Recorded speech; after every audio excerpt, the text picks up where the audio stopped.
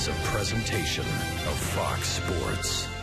We are the Fourth. We are LA.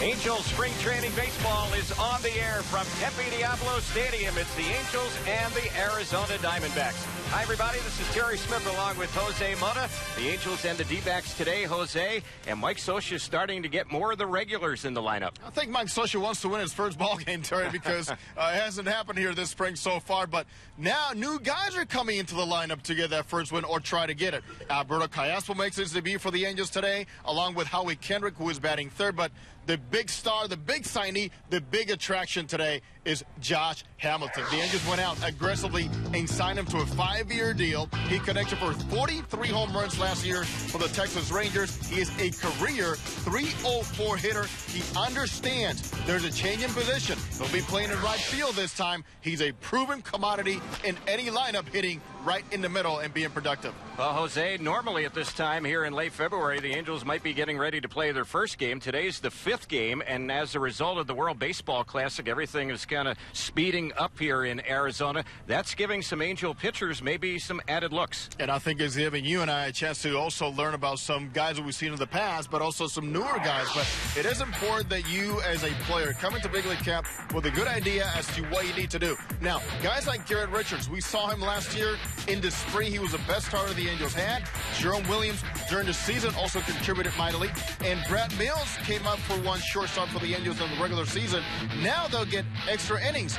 They all will be extended to a nice period where they can contribute at any time. Who knows? Maybe other teams are looking at these guys, but you got to take advantage of the fact that without these extra games, maybe these guys are not getting those innings. And there's also some younger position players who get a chance to showcase their talents. Of course, we know a little bit about Cole Calhoun, his grittiness on the way he plays the game. He's fighting for a spot on the big league roster. And the exciting thing is to watch the young players. A Randall Grichuk, powerful hitter coming into his own. But more impressive so far has been Caleb Howard and his play at third base, along with the idea he has with the bat. Driving in 103 runs last year at age 20 is very impressive. Well, yesterday the Angels had their best offensive day here in the Cactus League in a ball game against Seattle, and one of the guys who was really swinging the bat yesterday was Hank Conger. He needs it, Terry. He needs the confidence to go out there and say, this is my job. I will back up Chris Iannetta. Conger has struggled, no doubt, in the big league level. Only .201 hitter in 79 games, but yesterday, as you mentioned, a very impressive day with a bat from both sides of the plate. He is receiving better. He is throwing a little bit better. He knows he has to get better, but Terry, he needs to carry the confidence to say, it is my job to lose. It was kind of like King Kong Conger yesterday, and he was very impressive, going 3 for 3 with 5 runs batted in.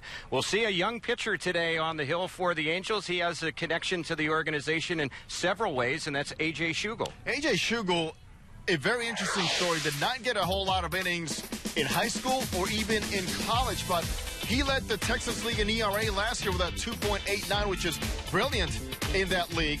And his father, Jeff, as he mentioned, an Angels scout who has to be so proud to watch just the steps that his son has taken to get to this point. Another guy, Terry, that perhaps without all this spring training extra games does not get the start, but he will get it today, and I'm looking forward to seeing this young man and that good athlete on that mound. You mentioned he didn't pitch a whole lot in high school and even in college. He was a pretty good hockey player as well growing up, and we'll see him throw the baseball today for the Angels. We'll see some other younger Angel pitchers on the hill as well. And hopefully AJ will be calm, under control. He is a good athlete, feels his position well, and has an outstanding changeup, again, for a guy that has not pitched a whole lot throughout his career. Mike Scioscia isn't too worried about getting that first win, is he? I don't think so. He's going to give it to the young guys, say, go out there and get it. Well, we're going to have some big bats in the lineup for the Angels today, and we'll see how it all plays out. It's the Angels taking on the Arizona Diamondbacks this afternoon from Tempe Diablo Stadium. A.J. Schugel will get the start for the Halos. We mentioned Josh Hamilton in the Angels lineup as well. It's the Angels and the D-backs. It's coming up next on Fox Sports West.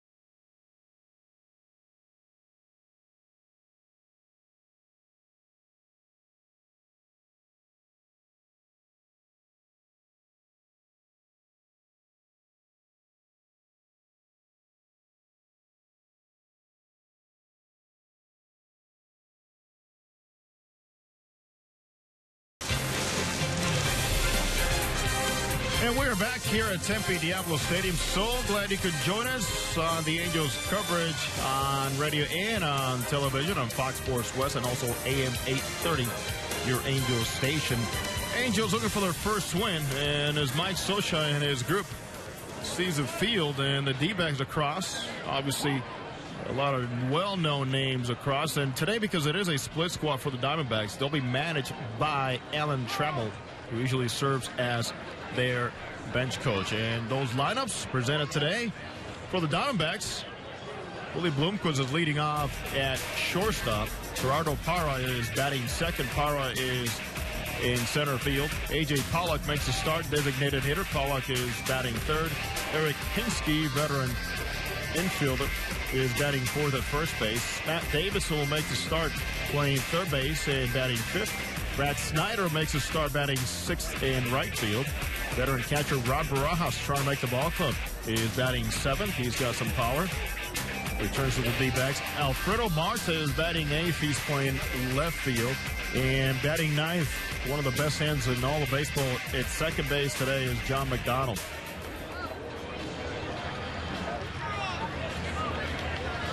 For the Angels, Peter Borges is leading off in center field. Eric Ibar is batting second. He is playing shortstop. Ibar getting ready for his World Baseball Classic representing the Dominican Republic.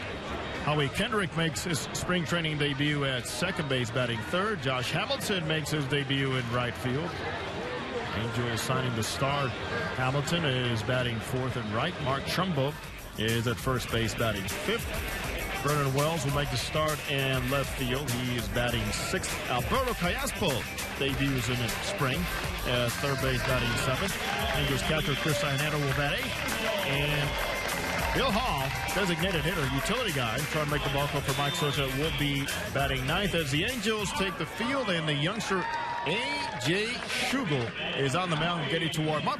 Here's Terry with a play-by-play. All right, thanks, Jose. Schugel is a right-hander, 6'1", about 185 pounds, 23 years old. He'll throw a sinker. He has a good sinking fastball, top out around 93 miles per hour. He'll throw a slurve, and he also has a solid changeup. So he begins warming up with Chris Iannetta around the infield today. Mark Trumbo is at first base. The second baseman for the Angels is Howie Kendrick. Playing third base, Alberto Callaspo, and the shortstop is Eric Ibar. And in the outfield, Vernon Wells in left field, Peter Borges in center field, and Josh Hamilton is the Angel right fielder. The catcher is Chris Iannetta. The DH for the Angels in today's game is veteran Bill Hall, who's trying to make the club as a non-roster player. And on the mound, as I mentioned, A.J. Schugel. He spells his last name S-C-H-U-G-E-L. And his father, Jeff, is a pro scout in the Angels organization. He has some of his family here to see him play. He was pretty much a third baseman in college, 25th round pick of the Angels in the 2010 draft. And he played baseball and a lot of hockey in high school growing up in the state of Colorado. So Schugel wrapping up his warm-up tosses. The umpires today, home plate umpire is a minor league umpire, Quinn Walcott. The first base umpire. The bases will be occupied by umpires Jim Reynolds, Jim Wolf, and also we have another minor league umpire filling out this four-man squad. That is Seth Buckminster. The dimensions here at Tempe Diablo Stadium: 340 down the left field side, 420 to dead center, 359 down in the right field corner. It used to be 360. I guess we lost a foot from last spring to this spring. What happened? He must have gotten the tape measure out and reconfigured things by a foot. And in the power alleys, it goes 400. So we're ready for baseball. Schugel gets the sign and the first pitch, and that one is a little bit outside. We're underway. The count, 1 ball, no strikes. Just a beautiful day for baseball here in the Valley of the Sun. And here comes the next delivery. That's drilled into center field. Peter Borges is going back, still back, and that ball hits off the base of the wall. It'll be extra bases, and stopping at second with a leadoff double, the veteran Willie Bloomquist for Arizona. We talked about it yesterday when the Angels were in Peoria to take on Seattle.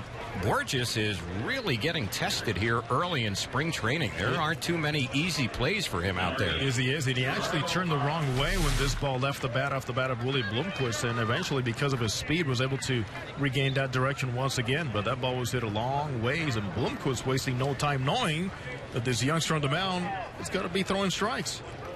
So the batter now is the center fielder, left-handed hitting Gerardo Parra, who last year batted .273 for Arizona. Here's the pitch. He takes that one low and inside. And the count, 1 ball, no strikes. Chris Iannetta behind the plate plays a huge role immediately in calming down A.J. Schugel.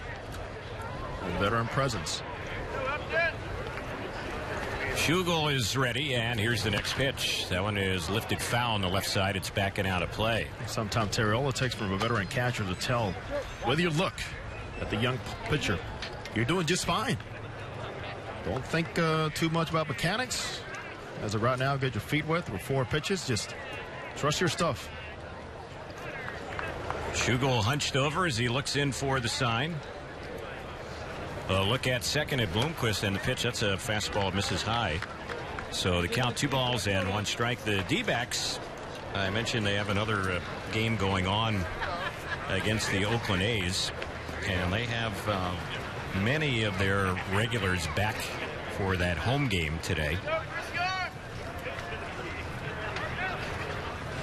Here comes the 2-1. And that one is hit well in the right field. Josh Hamilton is going to turn his back and watch that ball leave. A home run to right field off the bat of Parra, and 2 batters in. It's 2-0 Arizona. Well, 2 batters in, even though it is early spring training. Also, Shugel's finding out you miss out over the heart of the plate against any of these big leaguers, and you'll pay a heavy price, and he has so far. No doubt about that one. And the batter now will be A.J. Pollock, who spent some time with the D-backs last year. And most of his action was in AAA. Got into 31 games for Arizona last year. And hit .247. He's a former first-round pick. And the pitch, that one is low and inside.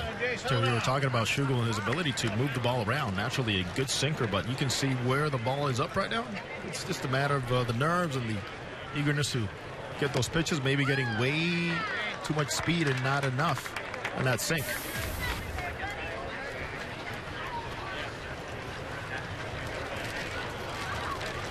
One ball, one strike to count. Here's the next pitch. And that one is low and outside. It's 2-1. Mentioned Pollock, a former first-round pick of the Diamondbacks. And he was actually selected in the first round by Arizona ahead of Mike Trout in the same draft. The pitch, that one is popped on the right side, and it's going to drop foul. And out of the reach of Josh Hamilton, the Angels right fielder. Yeah, well, just like the D-backs and many other organizations, a lot of people don't like to be reminded of the people they took in front of Mike Trout. That's right. Pollock was selected 17th overall in the 2009 draft by Arizona, a few picks before the Angels selected Mike Trout. A.J. Pollock went to Notre Dame. Here's the 2-2, and he drills one into center field. Borges coming in. He's not going to be able to get to it. It drops a few feet in front of him in medium right center. So 3 straight hits. They've had a single, double, and home run from their first 3 batters, and now the veteran Eric Hinsky will step up. Here we're talking about Borges and how many tough reads he's had. Even this one right here is not the Peter Borges we're used to seeing. He's still trying to train those eyes, but boy, it seems like he has been tested a lot so far this spring. I'm telling you what, every time he's out there in center field, he has really had to move around trying to run down some deep drives. There's a pitch that misses on Hinsky to count 1 ball, no strikes. It's not easy, especially with the backgrounds that you're not going to have. The problems with the backgrounds during the regular season with the big stadiums and different layers, but here in camp is a little different story with the sky issues too in the sun here in Arizona. Here's the pitch, and there's a line drive. Trumbo catches it, tries to reach over and put a tag on Pollock, but he avoids being doubled up. Nice play, though, by Big Mark Trumbo over at first base. He went diving to his right, nabbed that low liner, and almost turned it into an unassisted double play, but just the one out on the play, and the batter will be Matt Davidson. Outstanding reaction there by Mark Trumbo. So in the same token, as Shugel's finding out about the hitters, he's also finding out about trusting your defense. Outstanding play by Mark Trumbo. The thing about Schugel so far, every ball that's been hit against him by the first 4 batters, balls that have been hit hard. So here is Davidson stepping up. Toss over to first base. Pollock dives back to the bag. Matt Davidson played in Double-A last year and hit .261. Well, Terry, going back to that comment about, you're making about hard contact. Anytime you give big league players a chance by falling behind on the count, their eyes get bigger and your pitchers get a little fatter. There goes the runner. The pitch is high. Ionetta's throw to second. Not in time. A stolen base for Pollock. He can run a little bit. He had 21 stolen bases last year in AAA. So he's at second now in scoring position with 1 out. He had a good lead to begin with, and that's your foundation of the base stealer. And then he had a very good jump. You can also anticipate so many things as a young pitcher is struggling on the mound. He's not going to be as worried, not going to show you the best move. He wants to get out somehow and not have to worry about the base runner. So a runner at second, 1 out, 2 in. And now creeping over at second base was Howie Kendrick. Schugel looked over there and then stepped off the rubber time call. Matt Davidson, who's batting for Arizona, is from Yucaipa. And he was a first-round pick of the Diamondbacks back in 2009. First-round supplemental pick. He was the 35th pick overall in that draft. And he takes that one for ball 2. 2 balls, no strikes. And Brett Butler coaching third for today. is one of those guys that was brought in to talk about base running, Terry, and boy, he was excellent. The base runner. Yep. Here's the 2-0, and there's a swing at a high fastball, tip foul into the mitt of the catcher, ARI AT ANA. In fact, also part of the staff for the D-backs this year is Steve Sachs. Right. They former teammate of Mike Scioscia. Yep. And, of course, a teammate of Kirk Gibson. Gibson isn't managing this game. He's back for their home game against the A's. Alan Trammell is managing this game for Arizona. Here's a lazy fly ball to center. An easy play for Borges. He hasn't had too many so far this spring. No kidding. He'll take that one with little trouble, and that'll be the second out. So Davidson is retired, and Brad Snyder will be the next batter. All right, so we saw a little better movement there on that pitch by the youngster Schugel. Got it off the end of the bat, so he can build off of that and know that the little extra movement on that last pitch caused the hitter to not square it on the barrel, but get it off the end of the bat. As Dad looks on, a little anxiety, of course, settling in with Jeffy sitting behind the plate today. So here's Snyder, who's a veteran player. I mentioned he was in AAA last year. Left-handed batter. And the pitch, he takes that one low and inside. 1 ball, no strikes. I like that changeup. I like where it missed. I like the delivery. I like the follow-through, everything. Good action. And the Angels bat in the bottom of the first, trailing right now 2-0. Borges, Ibar, and Kendrick against lefty David Holmberg. The pitch lined into right field. Hamilton got a late start. It's going to drop in front of him. Breaking in and coming in from second base and scoring will be Pollock. And on at first with a 2-out RBI hit is Snyder. It's 3-0 Arizona. So the batter now will be Rod Barajas. A pitch going down in the zone. Not as good as action as the previous changeup, but certainly you can see the downward action on that pitch. And the hitter, Snyder, did a good job going to get it.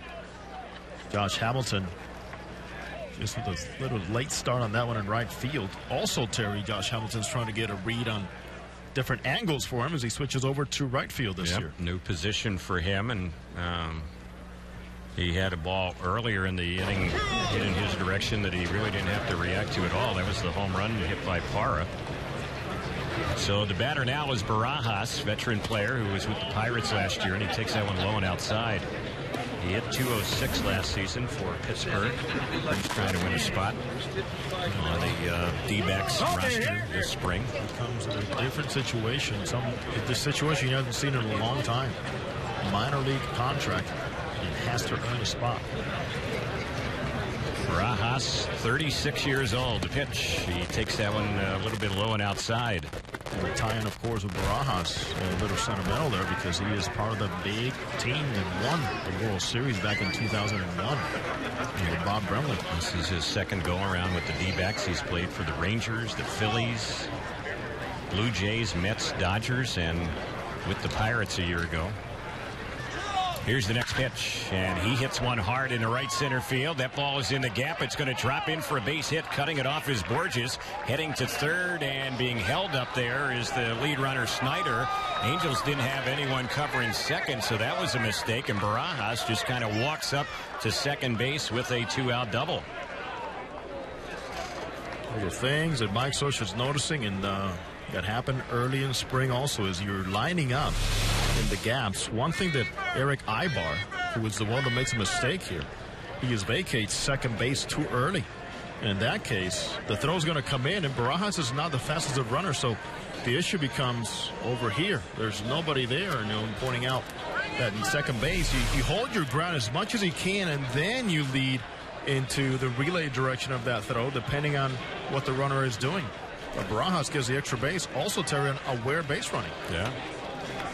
So Mike Butcher goes out to talk to Schugel, who has faced 7 batters and given up 5 hits here in the first inning. A couple doubles, a homer, a couple singles, and 3 runs. And he'll be trying to get out of the inning now as he faces Alfredo Marte.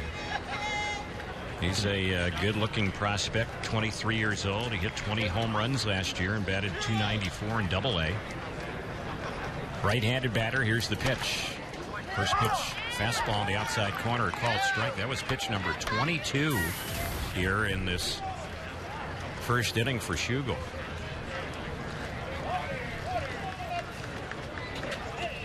Marte swaying the bat below the knees, awaiting the next pitch. The infield is back. The outfield is straight away.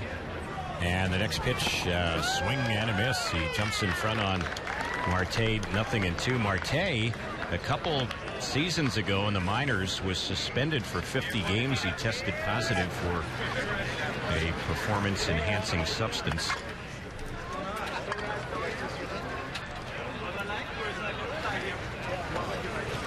Schugel is set. And the 0-2 pitch, swing and a miss. He got him, struck him out, and that'll end the inning. That was a big out there. He was trying to minimize the damage, and they'll end up leaving runners at second and third. But the D-backs do score 3, and they did it with 5 hits in the inning.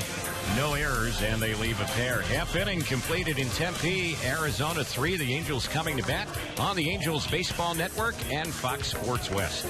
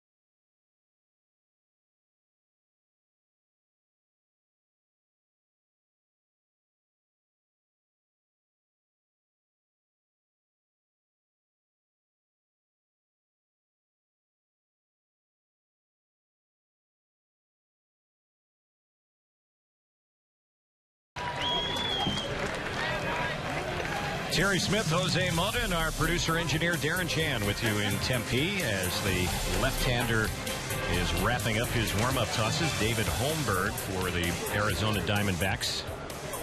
Our game time temperature today, 57 degrees, and this copyrighted broadcast is presented by Authority of Angels Baseball. May not be reproduced or retransmitted in any form. The accounts and descriptions of this game may not be disseminated without the express written consent of Angels Baseball.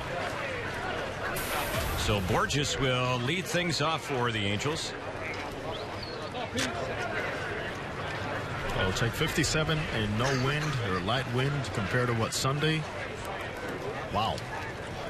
That was bad. Yeah, the 57 degrees doesn't feel too bad today at all. And we're hearing it's going to get into the 80s this weekend. They've had one 80-degree day so far this year here in the Phoenix area. So we're going to probably have a couple of them this weekend, Saturday and Sunday, the way the forecast looks. So if you're planning on coming to see the Angels this weekend here in Arizona, you're going to get some good weather. 2 strikes the count on Peter. Here's Holmberg's next delivery, and that one is inside. It misses. Holmberg is a pretty good prospect who came over from the White Sox. He was a second-round pick of the White Sox in 2009. Here's the pitch, and that one freezes Peter, and he struck him out looking. I tell you, a lot of times, Terry, as you're training your eyes in spring training, and you're getting your timing down, you're not ready for this type of action. That was really a nice pitch. It really had a lot of tail on it. You could see Peter's front hip open up and not able to pull the trigger as those hands are coming forward. So Ibar will bat. Switch hitter will bat right-handed. The only left-handed batter in the lineup against this lefty is Hamilton. There's a bunt, but it's fielded by Holmberg, the pitcher, and he throws the first, and Ibar an easy out. That ball took a nice high bounce for David Holmberg, the pitcher, to field it. So 2 quick outs. Howie Kendrick will bat. And Ibar's one of the best, but here's what he's trying to do. He's trying to push it and make sure it goes in this territory where he doesn't have to worry about the pitcher being in the action. So once you get, especially Terry, with tall left-handed pitchers, just roll it by him, because you know what? It makes it even tougher for them to change direction and head towards first base. Pitch on Howie. This is his first at bat this spring, and he takes that one for a strike. 0-1. Kendrick, 29 years old. He hit .287 last year for the Halos, and he waves at that pitch and misses it. And the count 0-2. Holmberg has a fastball top out around 93, slider, curve, and he has a good changeup. He's shown pretty much everything so far in 6 pitches that he's thrown already. Yep. He's known to have very good control. There's one that's tapped foul over on the left side. Good mound presence for a young pitcher, only 21. And the Diamondbacks, they have kind of stockpiled some pretty good young pitching prospects, and this guy is one of them. Especially lefties, including some former Angels. Yeah. Corbin and Skaggs coming over to Arizona from the Angels in the Heron deal. It's a pitch inside, and the count 1-2 on Kendrick. Josh Hamilton, who's yet to bat this spring, waiting on deck with 2 outs. And the 1-2 on Howie. He pokes that one in his shallow right field, chasing hard, making the running catch toward the line is Brad Snyder. And the Angels have a quiet bottom of the first inning. No runs, hits, or errors, nobody left. The second inning is coming up. It's a 3-0 Arizona lead on the Angels Baseball Network and Fox Sports West.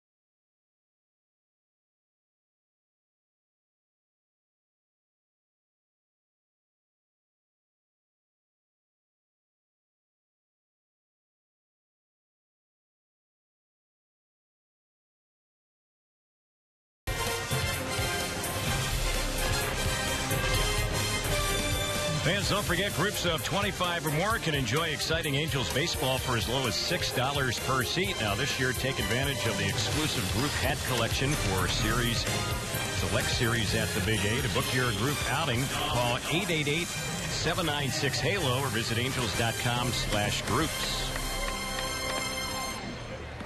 So Schugel is still in there. He faced 8 batters in the top of the first inning.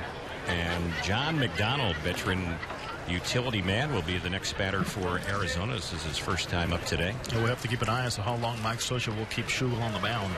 Through 24 pitches in that first inning. Here comes the pitch. Popped up on the first base side. Trumbo is headed in foul territory. A few feet off the line, he'll make the grab, and a quick out is John McDonald. The batter is Willie Bloomquist. This is exactly what Schugel needed. Make a good pitch early as Arizona's keying in, and the youngster get some quick outs and hopefully finish the second inning. So here's Bloomquist, who doubled to start off the game and scored on the Parra home run. Here's the pitch, and that one is low. Bloomquist, who's batting, and McDonald, who just popped out. A couple of veteran reserve players for Arizona, and they added more. They brought in Eric Hinsky and Eric Chavez, so they have some real veteran backup players on their roster. Yeah, there's been a bit of a transformation in the clubhouse. You know, shipping out your megastar and Justin Upton was the key. Yep. The pitch, that one is bounced over the mound. Charging his Ibar is going to have to hurry, and the throw just hits Bloomquist, who can still run. And that'll be the second out. Nice play by Eric. Two are gone, and here is Parra. Eric Ibar, as quick as anybody coming in, and his feet working together with his hands are getting better and better. You got to want the ball too, Terry. You got to want the ball to be a good infielder. Yeah. He wants the ball. So here's Parra, who blasted a home run out to right field his first time up. And the pitch. That one is low and inside. Yeah, by the way, talking about Bloomquist, who was a victim of Ibar's great play.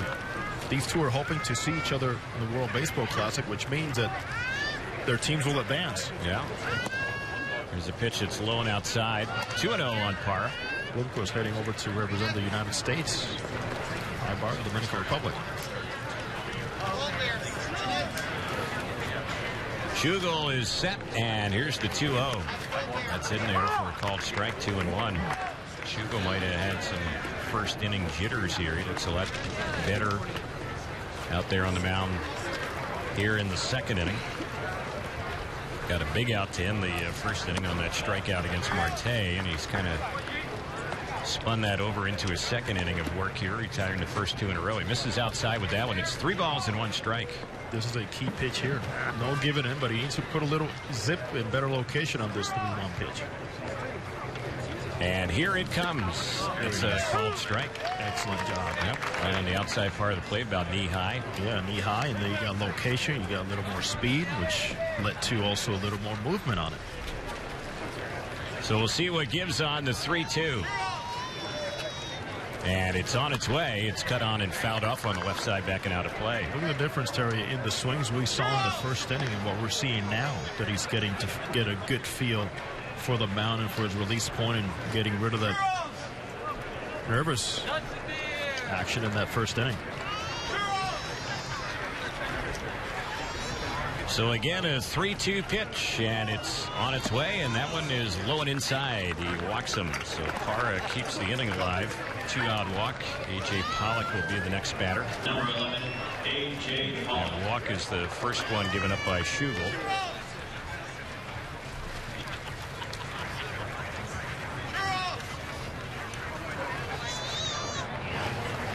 Angels have a couple of pitchers up in the bullpen right now.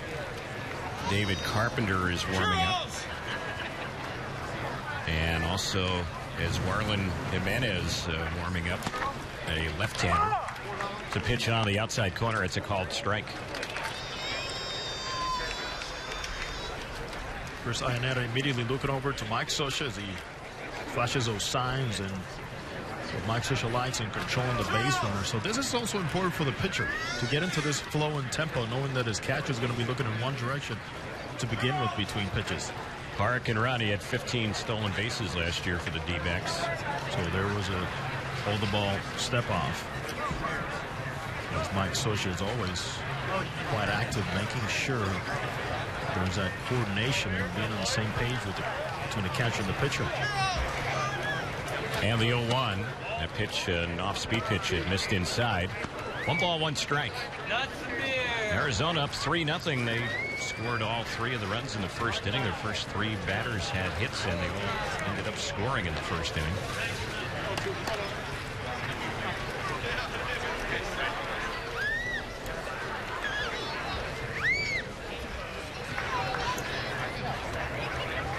Schugel set. Here's the next one. He broke his bat, and it's popped into shallow center. Coming in is Peter Borges. He's under. He'll put it away, and that will end the inning. So for the D-backs here in the second, no runs, hits, or errors. They had a walk. They leave a runner on. Bottom of the second coming up in Tempe. It's 3-0 Arizona on the Angels Baseball Network and Fox Sports West.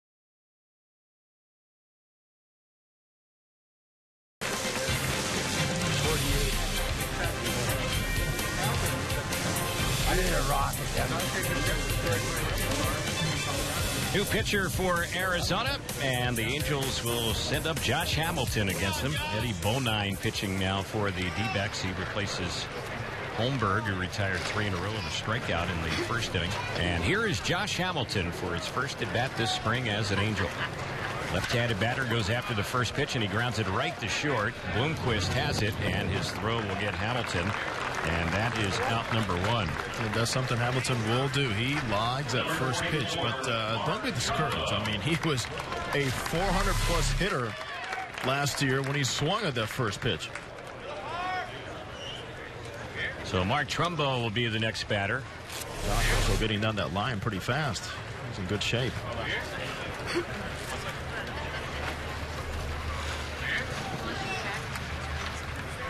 Here's the pitch on Trumbo. And that's a called strike on the outside corner, 0-1. Mark playing first base today. Vernon Wells is waiting on deck for the Angels. Vernon is kind of in the news. We'll get to that when he steps up. There's a ball that's nubbed foul over on the third base side, right at Angels third base coach Dino Ebel. Awesome. Makes sense. Right-handed hitting Mark Trumbo at the plate. 61 home runs the last 2 seasons as an Angel. And the 0-2, he takes one right down the heart of the plate and struck him out looking. That was a good pitch, and Trumbo just couldn't pull the trigger on it. Got him looking, got him thinking. Good location there by Bona. Coming from a different angle, but straight down. A nice two-seam fastball that ran in at the last minute. So Vernon Wells will be stepping up. Mentioned Vernon in the news right now. And Vernon telling some reporters here in the last day that he plans to retire at the end of next season after his contract is over at the end of the 2014 season. Interesting comment. With 2 full seasons to go from Vernon Wells. First pitch ball on him. It's 1-0. Guaranteed deal. And the pitch, it's lifted in the air into straightaway center field. Routine play for Parra. He's under. He'll put it away, and that will end the inning. Just a 6-pitch inning for Eddie Bonine. So the Angels go down quietly in the second. We're headed to the third inning. It's 3-0 Arizona on the Angels Baseball Network and Fox Sports West.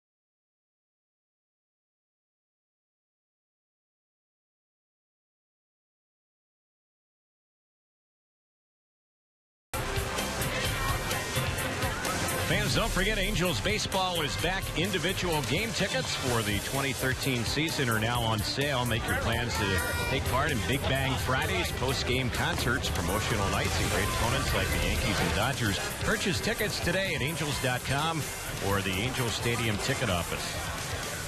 Angels have a new pitcher, and it's David Carpenter as he replaces A.J. Schugel. Schugel worked 2 innings. He gave up 5 hits and 3 runs. They were all earned. He walked 1, struck out 1, and gave up a home run. It was a good second inning for Schugel, and maybe a little nervous energy in that first inning when he got hit around a little bit.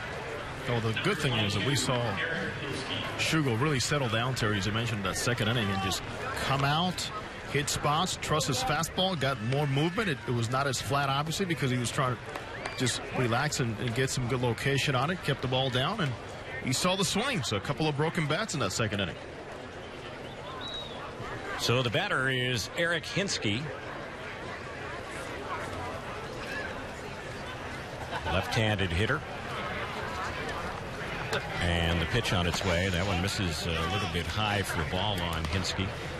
Hinsky is now 35. We're just talking about Vernon Wells, who was retired on the flyoff for the final out in the bottom of the second inning. Hinsky and Wells used to be teammates in Toronto, and they kind of broke in around the same time. There's one that's fouled back. They're just about the same age. Hinsky is 35 years old, and Vernon Wells is 34. But back to Vernon, he said that he wants to spend more time with his family, and that's why he's thought about it long and hard and plans to retire after next season.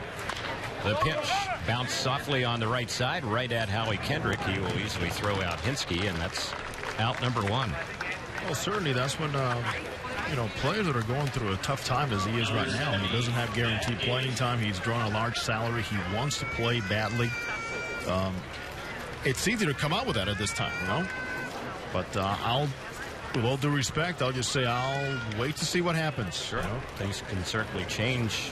How many times did Torrey Hunter retire? Huh? Oh, it's my last year up, Yep. There we go. Here's the next batter, Matt Davidson batting, and he takes that pitch on the outside part of the plate, but a little bit high for ball. 1-0 the count. When a player is doing well, he'll talk about, hey, maybe I can play a couple more years. When things are a little rough, especially for a situation, it's easy to think, I'm done with this. Here's a lazy fly ball hit to right field. Hamilton is battling the sun out there, backpedaling under, and he'll put it away. Easy out. Carpenter set down the first 2 with little trouble here in the third inning. And Brad Snyder will be the next batter. Carpenter found out how quickly things could happen for you as the Angels called him. He was a first call-up last year. But in the first week of the season, he was up in the big leagues unexpectedly. But he did earn it. He had a 1.80 ERA in preseason last year for the Angels. Mike Scioscia loved the way he went about getting hitters and trusting his stuff. First pitch right in there for a called strike. So he did find out, Terry, is the more he was exposed to big league hitters, the more he needed to make adjustments. At times, it was not easy for him at the big league level. 2 outs, 0-1 the count on the left-handed batting Snyder. He takes that one outside. 1 ball, 1 strike. Especially on those splits, righty-lefty. And you find out quickly how much you need to do with a baseball against certain hitters from both sides of the plate, and how to vary your stuff and adjust to the league. Next pitch, and that one is swung on and missed, and the count 1-2. There was a particular at bat Mike Scioscia referred to when I talked to him about Carpenter earlier in the year. There was an at-bat at the preseason Freeway Series against Matt Kemp. And Scioscia told me, he goes, whatever I needed to see from Carpenter, I saw it in an at-bat when he struck out Matt Kemp with the Dodgers. Here's the next pitch. It's lifted in the air to right center. Hamilton is there to make the catch in medium right center, and it's a quick 1-2-3 inning for David Carpenter. No runs, hits, or errors, nobody left. Bottom of the third is coming up. Angels down by a 3-0 score on the Angels Baseball Network and Fox Sports Net West.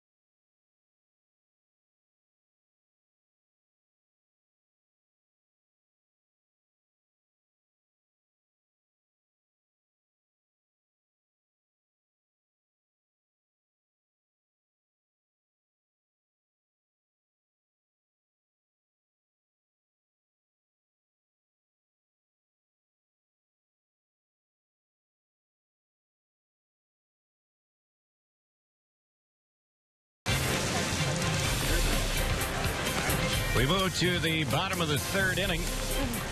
Angels getting ready to step up to the plate. Eddie Bonine is still in there for Arizona. He took care of the Angels quickly last inning in his first inning of work. So it'll be Callaspo, Iannetta, and Hall, the bottom third of the batting order. And for Callaspo, this will be his first at bat here in the Cactus League.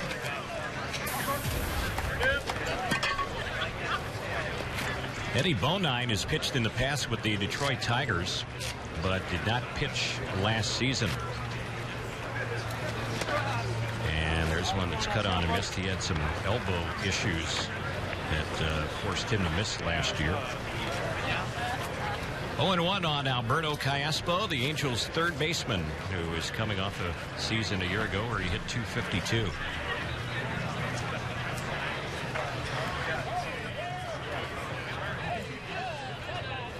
Here's the 0-1. Swing and a miss. Oh, no problem with that one. A couple of nice changeups Bonine has thrown. He's got that straight over the top release point, very consistent.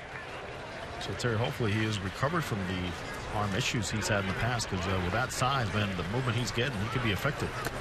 And the next pitch, that one on Callaspo, he takes it, misses for a ball. 1 ball, 2 strikes. Bonine is a right-hander, and he is a big guy, 6'5", 220. Here's his next delivery, and that one is waved and missed, and he didn't give Callaspo a whole lot of hard stuff there. Struck him out swinging for out number 1. That's an excellent job. Great follow-through all the way around, everything going downhill with his body. Really allows him to get that extra life he needed. And look at that ball dive. I mean, if you look at the swing and how much Callaspo missed by, you can tell how much action there was in that one. Bonine has some ties to the valley here in Arizona. He went to high school in Glendale, and he also went to Glendale Community College. First pitch on Iannetta is strike. 0-1 on the Angels catcher. Right-hander against right-hander, and Chris takes that one inside. The count, 1 ball, 1 strike. Of course, Iannetta was a designated hitter yesterday. He did a good job and a lot of great swings until he finally connected for a base hit later to right center field. You can see the comfort level, and key for Iannetta is getting that front foot down on time. And there's the pitch he takes on the outside corner. Iannetta had 4 at-bats yesterday for the Angels, went 1 for 4 in the game against the Mariners. That was a wild ball game. The Angels had a 5-run lead but couldn't hold on. Seattle won it with a run in the bottom of the 9th, 9-8. The 1-2 pitch, a little bit inside. Close pitch, 2-2 the count. Talk about timing spring training. It's a coordination of everything working at the same time for a hitter, and it takes a little time sometimes. And the next delivery, checking the swing on that one, is Iannetta. They say he was holding, so it's a full count, 3-2 on the Angel catcher.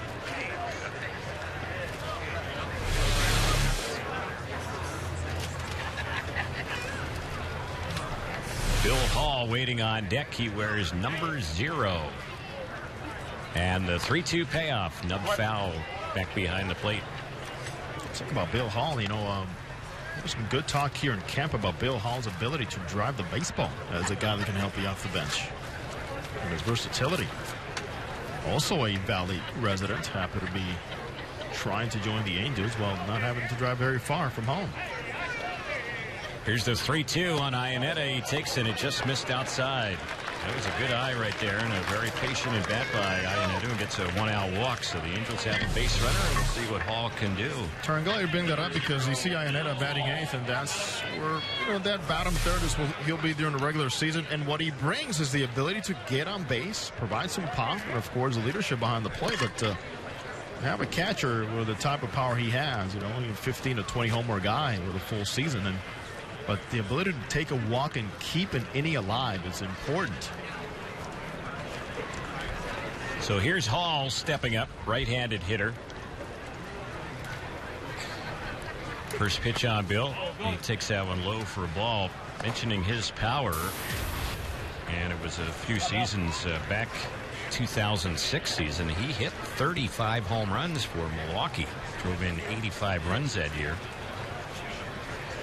And anytime you saw a Bill Hall home run, you also saw a stylish follow-through. Yep. A little substance there. Got the open stands with that front foot leading towards that third baseline. Here's the pitch, and that one is low. And with that, you know, every hitter has a different style. You don't see as many close stances as you used to see in the past, but with Bill Hall, as he has told me in the past, is he has a lot of weight in his back leg.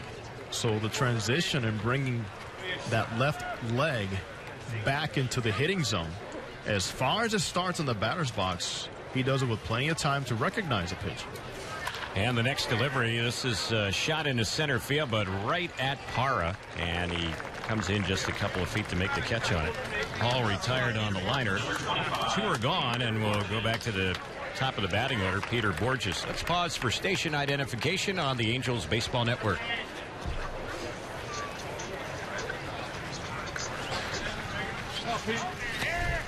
Let's go, Pete.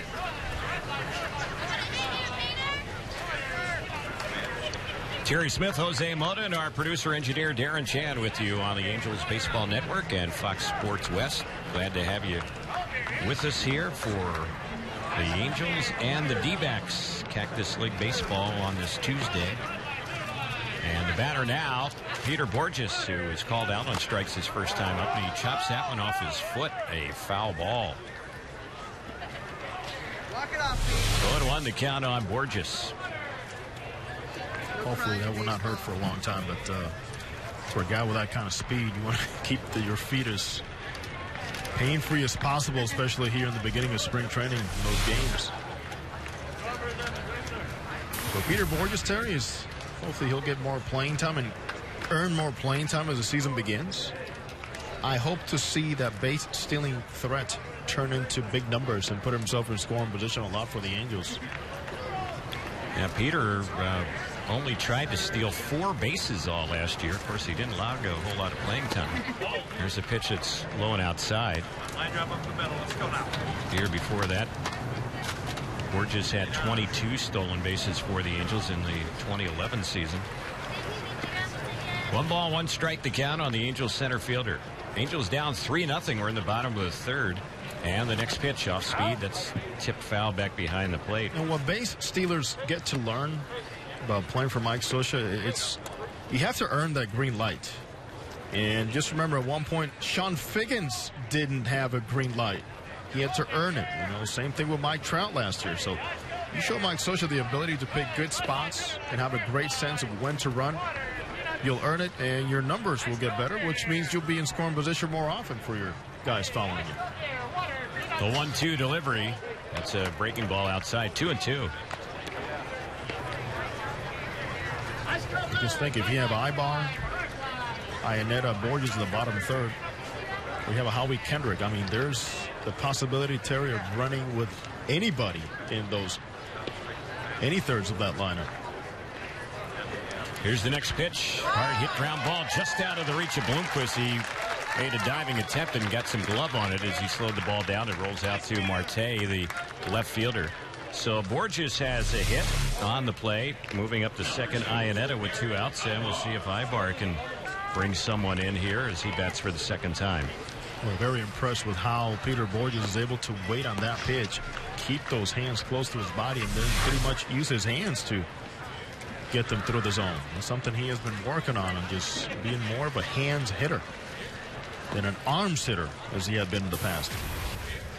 Peter Borges worked out a lot with Howie Kendrick in the offseason, and Peter even had a session or two, batting session with Rod Carew back in Anaheim during the offseason.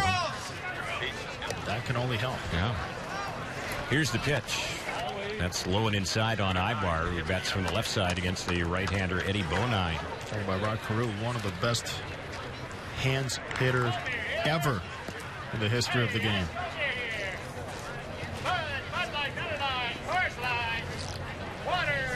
Ibar bounced one back to the mound his first time up. There's a pickoff toss to second. Easily back to the bag goes Iannetta. The shortstop Bloomquist was sneaking in. Borges, who's the other runner at first base, Peters hit in this inning, the first Angel hit today. More than likely, they will not repeat that move. So Iannetta got to be very aware of Dino Evil's voice and getting more of a lead here with 2 outs. Here's the next pitch. Ibar fouls it off on the left side. That's going to get back to the seats and out of play. The reason I say this, he's a catcher. They know he's not the fastest of runners. They just want to make him aware. And by putting on a play and working on things here in spring training, you have to make your pitcher aware of things you've worked on in the mornings to apply them to the game. But also it serves a double purpose. Now you almost make Iannetta as a runner of anybody out there a little more hesitant, which eventually might help your outfielders with any single to the outfield and trying to throw somebody out. Here's the 1-1. That's alone inside. 2 balls, 1 strike. Diamondbacks have 3 runs, 5 hits. The Angels, no runs, just 1 hit. We're in the bottom of the 3rd from Tempe. Angels playing Cactus League game number 5.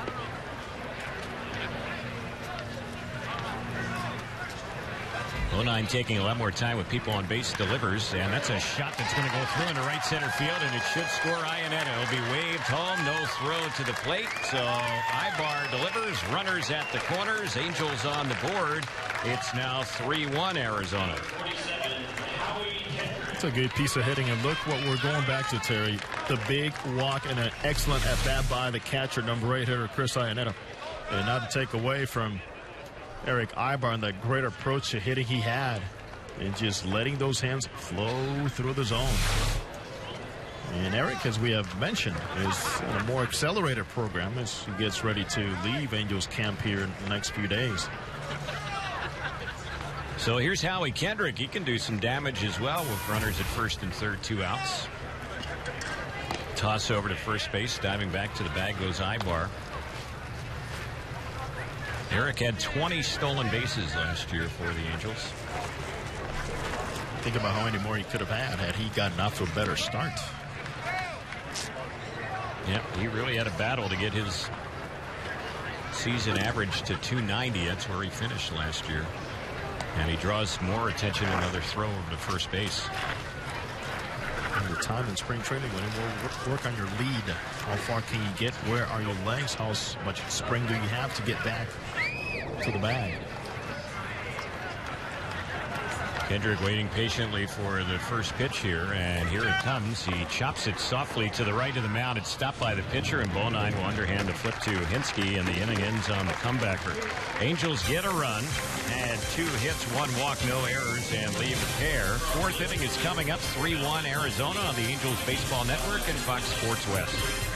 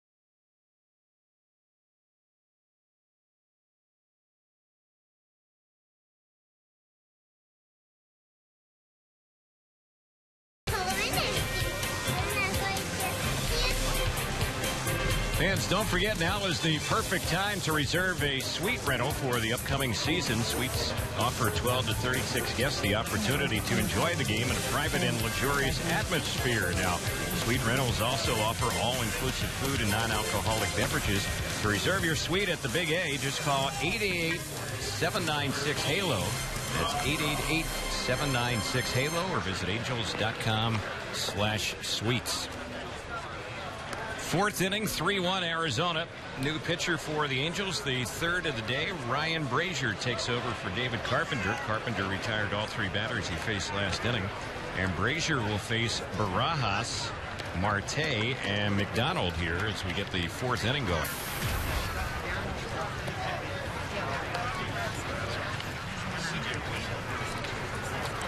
Ryan Brazier has already worked this spring for the Angels.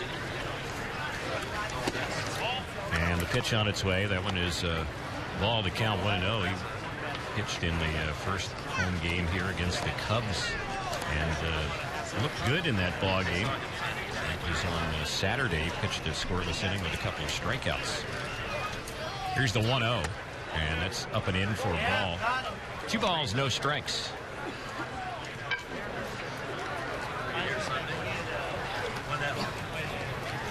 No breeze at all to speak of here in Tempe, and boy, what a change that is. I love that change, especially with the warmer temperatures coming.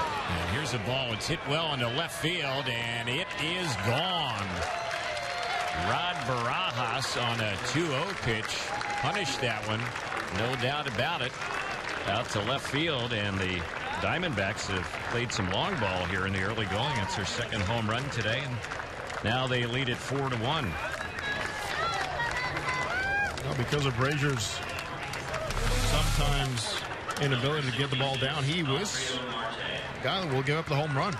He gave up 28 just 2 seasons ago, which led the league in Double-A. And here's one of them here. That would have been out no matter wind in or wind out. That was a blast by Barajas. Marte is the batter, and he goes the opposite way into shallow right field. Hamilton is not going to be able to get to it. It drops a few feet in front of him. Hits shallow toward the line and right. Blue opposite field single, and a runner on for the number 9 hitter, John McDonald. So Brazier has given up hits to the first 2 that he's faced here in this top of the 4th. McDonald popped out against Schugel, leading off the Arizona second inning. John McDonald has always been a solid glove man. And he's now 38 years old. Reserve infielder. Play several positions. He's starting this game at second base. He's played shortstop in the majors as well. And the first pitch on him, a ball to count 1 ball, no strikes. And I will never forget a comment made by Hall of Fame second baseman Robbie Alomar about the best shortstops he's played next to, and John McDonald is one of them. Yeah. Always been good with the glove. The toss over to first, and back to the bag goes Marte. McDonald in his big league career, a .239 hitter. Hit a little bit better last year, 10 points better in fact. Handles the bat very well. He's an ideal player for what Kirk Gibson needs in that bench. He understands his role and embraces it. Here's the next pitch. That's a breaking ball and misses low. 2 balls and no strikes.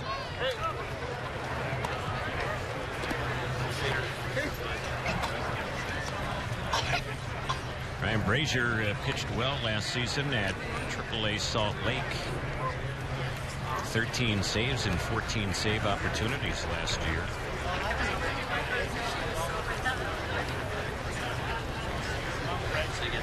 The toss over to first base, diving back to the bag goes Marte.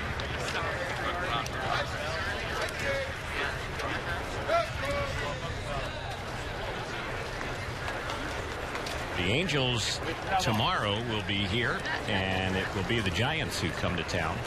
And then Thursday and Friday, back-to-back games against the Dodgers. Angels will play Milwaukee in Maryvale on Saturday, and will face the Cubs here in Tempe this Sunday. Here's the pitch. It's right in there for a called strike. 2-1 to count. Just pitching coach Mike Butcher and working with Ryan Brazier for a couple of seasons, a couple of springs, is making sure, Terry, that front shoulder is going in one direction only, and it's key for a guy that throws that hard in making sure that stays on the same path with where you want the ball to go, and also working with his vision and his eyes to make sure it also goes in the same direction. It's so important. Little things like that might trigger success. Runner goes. The pitch. It's popped up foul behind the plate. Iannetta is going back, but he's going to run out of room. It's back to the seats and out of play, and it pops up not too far away from our booth. Terry, where's your fishing net? Let's go. Don't have it this spring, Jose. I'm sure DC can come up with something. Was just glad to get some new binoculars, Jose. We had a little issue here in our booth. My binoculars from last year. Foul ball? No, I don't know what happened, but they were out of commission. DC's were out of commission, but now we're back in action. The pitch, that's lined into left, and that's going to fall in for a base hit. Wells will play it in on one hop. Did a pretty good job of decoying the runner at first, Marte. He only moves up to second. But McDonald is on, and that's 3 straight hits to start off the 4th inning, kind of similar to what the Diamondbacks did in the 1st inning against Schugel. They did, and they're very well connected on as to where the location of these pitches have been, Terry. 1st inning, first 3 batters against Schugel. Double, home run, single, then a line out. Every time they made contact, it was pretty much hitting off the tee. So they go to the top of the order. Bloomquist will bat. He's already batting for the 3rd time in this game. We're in the 4th inning. It's 4-1 Arizona. They've out-hit the Angels 8-2. Here's the pitch. And that one is in there for a called strike. Brazier, fastball, slider. He has a good slider. He'll sink his fastball as well. He has a changeup. He doesn't use that pitch a whole lot.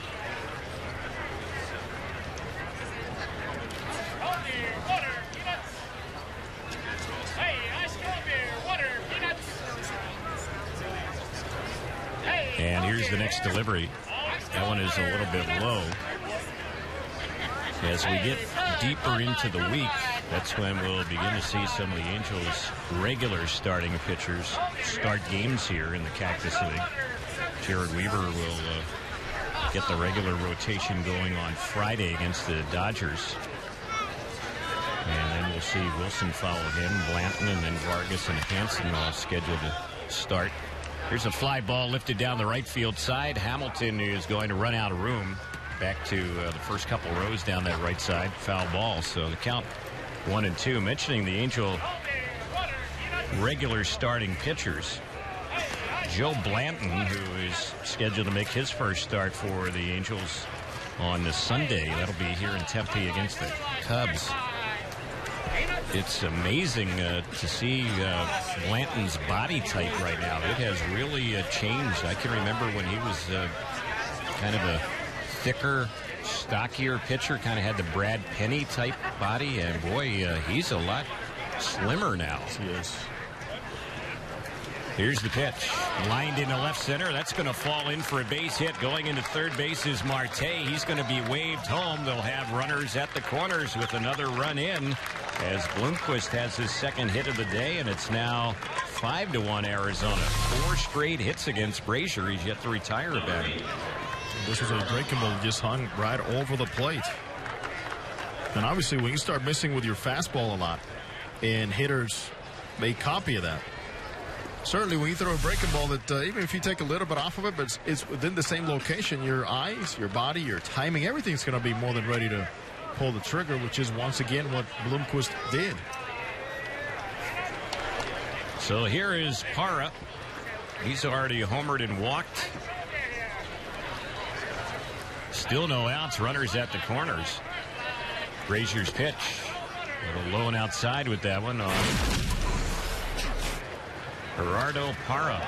Power unloaded in that first inning. Long home run to the right side up against the Angels batting cage out there near the parking lot. Parra had 7 home runs last year. And the pitch, and there's one that he lifts in the air into center field, backpedaling, and under is Peter Borges. He will make the grab on that one. Tagging will be both runners, and scoring a run from third base will be the lead runner, McDonald, and then the other runner, Bloomquist, who tried to tag, is going to be thrown out at second base. It's just a good job playing catch by both Peter Borges, who gets back there with plenty of time, hits a cutoff man, prepares himself to throw to second base, and then the nice relay throw and a quick tag by Eric Ibar at second base. Gets it done. Terry, little spring training fundamentals paying off there, getting that extra out. So ends up being a double play, but they do get another run at 6-1 Arizona. So it goes F8 and then 8-4-6 on the DP. Yeah. So 2 outs, no one on. Pollock batting, and he chops that one over the mound. Out behind second, Howie has to get something on the throw and nips him to end the inning. A 4-3 ground out will wrap up the inning, but the Diamondbacks have their second 3-run inning today, and they had 4 hits in the inning, including the homer by Barajas. In the inning, no errors and nobody left. Angels need runs as we go to the bottom of the 4th. It's 6-1 Arizona on the Angels Baseball Network and Fox Sports West.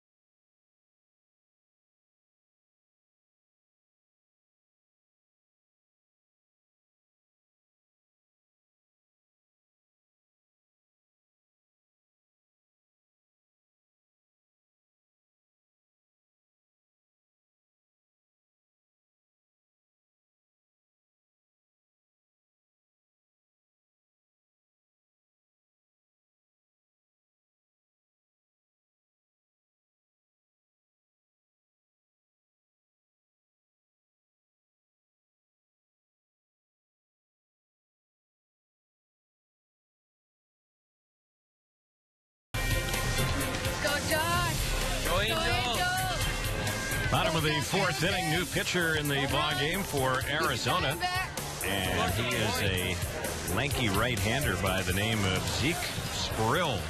His last name is spelled S-P-R-U-I-L-L, 6'5", 190-pounder. He was born in Chesapeake, Virginia, and lives in St. Pete, Florida, where the D-backs have their ballpark, Tropicana Field. So he replaces Eddie Bonine, where the Rays have their ballpark, should say. Bonine worked 2 innings, gave up 2 hits. He allowed a run. It was earned. And he also walked 1 and struck out 2. So Sprill will take over. And Josh Hamilton gets ready for his second at bat. He grounded out to short his first time up. Here's the pitch, and that fastball's on the outside part of the plate. Boy, I don't think Josh could believe that call. Saying, hey, how big is that zone out there? Yep. He didn't go after the first pitch there. He took that one, and he ends up taking a strike. Here's the next delivery, and he lifts one in the air to shallow right center field. Parra will come over. He's a former Gold Glover, and he makes the catch on that one. And that'll be out number 1. Number 44, Mark Trumbo with that.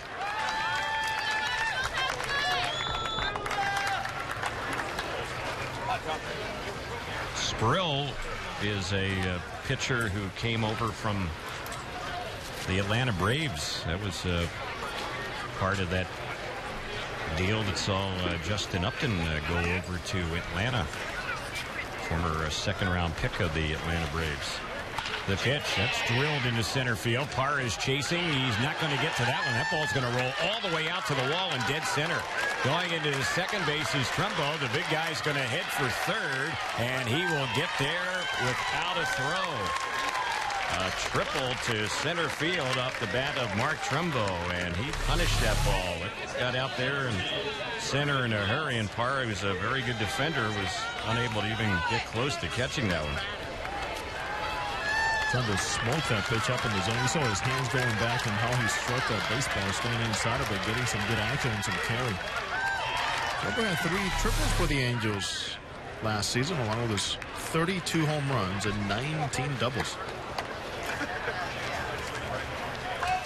So the batter now is Vernon Wells, who flied out to center his first time up.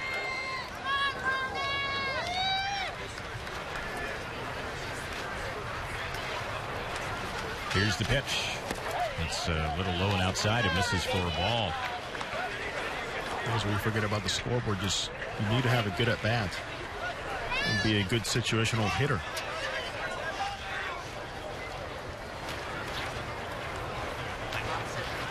Sprill is ready, and the next pitch lifted in the air into left center, not too deep. Camping under is Marte. He will make the catch. Trumbo will tag, and he's going to come in and score easily. So a sac fly for Vernon Wells puts the second run on the board for the Angels, who get a little bit closer. It's now 6-2 Arizona. Gets the job done. Vernon Wells thinking middle of the ballpark. A good read also by Marte in left field, which ended up being a tough ball to catch because he heard the sound, but the ball was hit off the end of the bat. So here's Callaspo, who struck out his first time up. That was his first at bat this spring. And a pitch on Alberto. That one misses low for ball 1.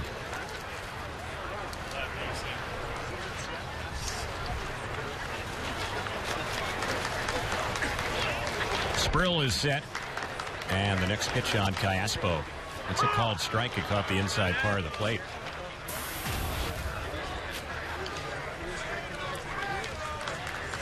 Callaspo, who last season hit .252. That was the lowest he's ever hit in a season in the majors.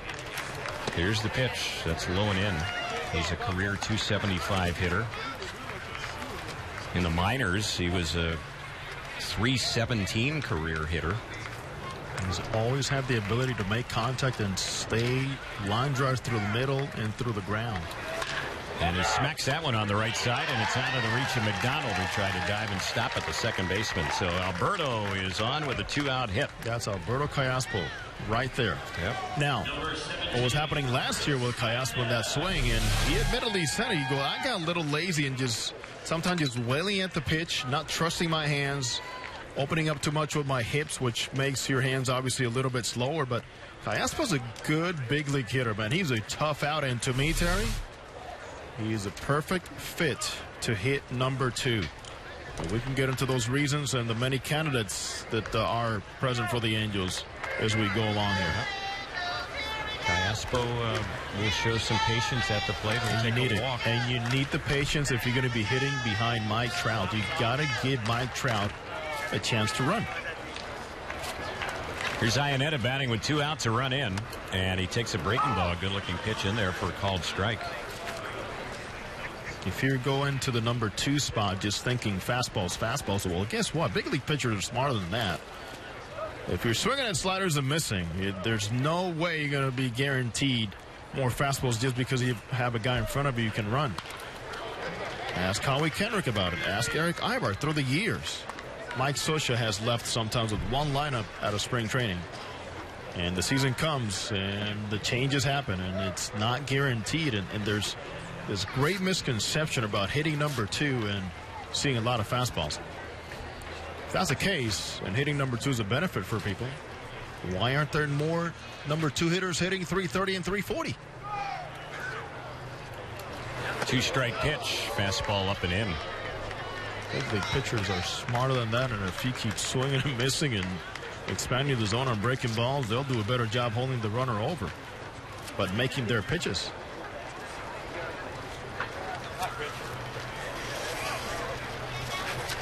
Aspo leading off first, not too big of a lead. He does draw some attention to throw over there. He gets back to the bag safely. Which leads me to Torrey Hunter and the job he did last year as a number 2. But Torrey wasn't jumping at the first pitch he saw. Torrey became a better, more patient hitter because of Mike Trout.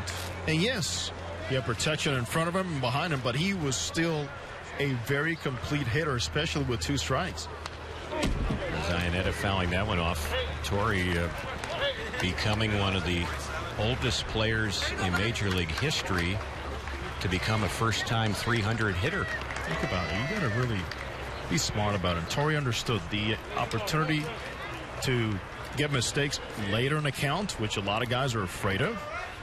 The chance to hit the ball the other way more often. He was outstanding with 2 hard RBIs because he had that right approach. Pitch was outside on Iannetta. He's worked the count 2-2. So, Terry, if you want to hit second yourself, doesn't mean you got to jump on the first fastball. Just be patient. Something will happen later that you can jump on.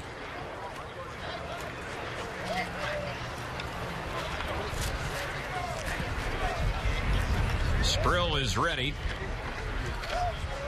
And here's the next pitch.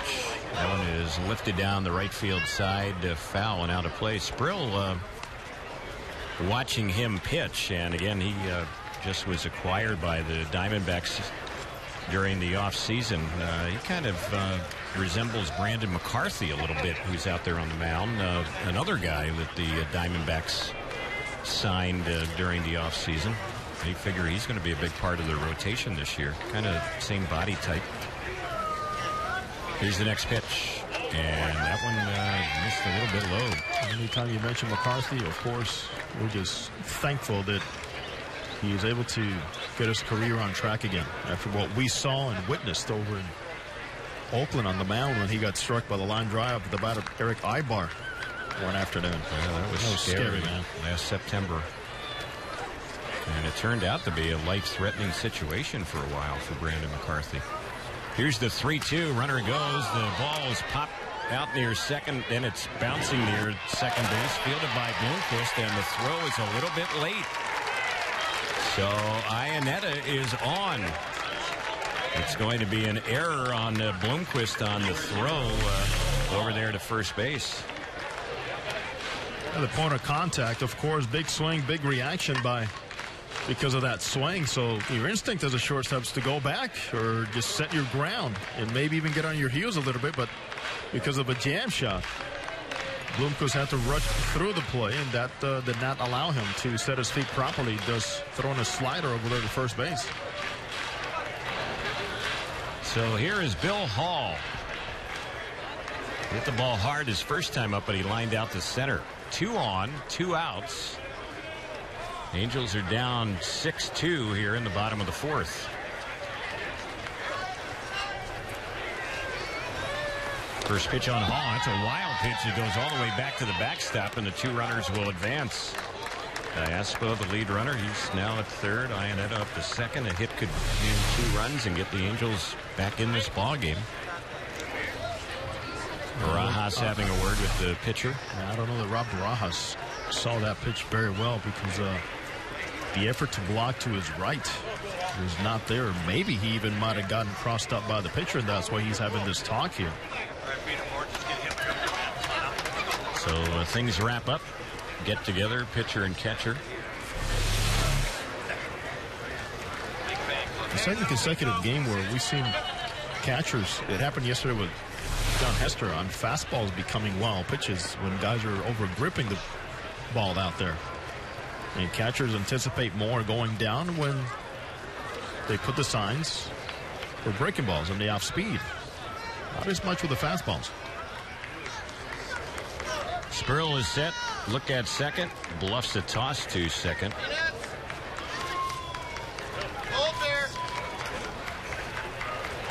Hara, the center fielder, plays a very shallow center, and this is a big outfield here in Tempe. Gaps 400 feet, dead center 420.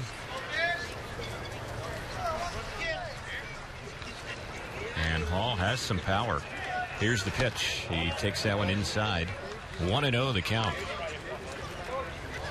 Bill Hall was born in Tupelo, Mississippi, which is the birthplace, if I'm not mistaken, of Elvis Presley. Rock on. That's right. Of course, Elvis spent a lot of years in Memphis, but born across the state line in Mississippi. The pitch drilled into left field. Going after it is Marte. That ball's hit well, and it smacks off the wall. The Angels are going to get 2 runs on it. Hall is there with a ringing double, and now it's a 6-4 Arizona lead.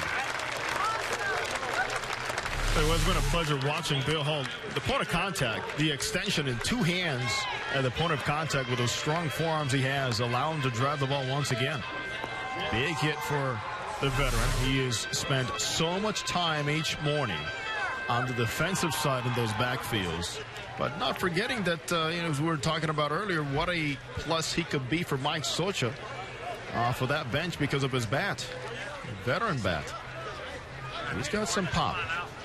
So here's Borges, who got a hit his last time up. Angels getting back in this game, down by a pair. The tying run at the plate, and Borges takes that one a little bit high for a ball.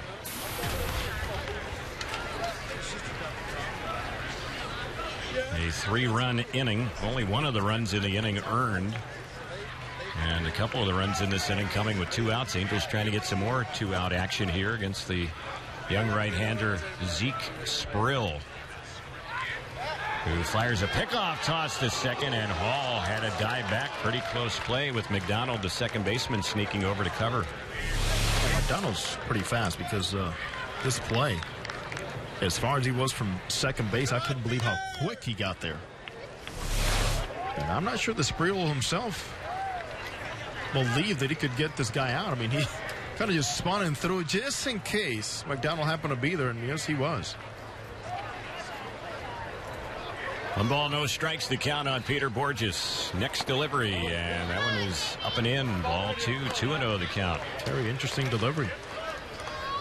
You don't see that many guys on the mound who start the delivery with a man at second base while still looking at the runner at second base.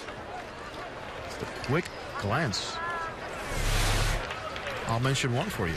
Jim Barr, former San Francisco Giant, was one of those. Former Giant, yep.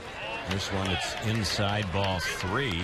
So 3-0 on Peter. But rarely would you see a guy on the mound start his delivery towards the plate while still looking at the runner at second base.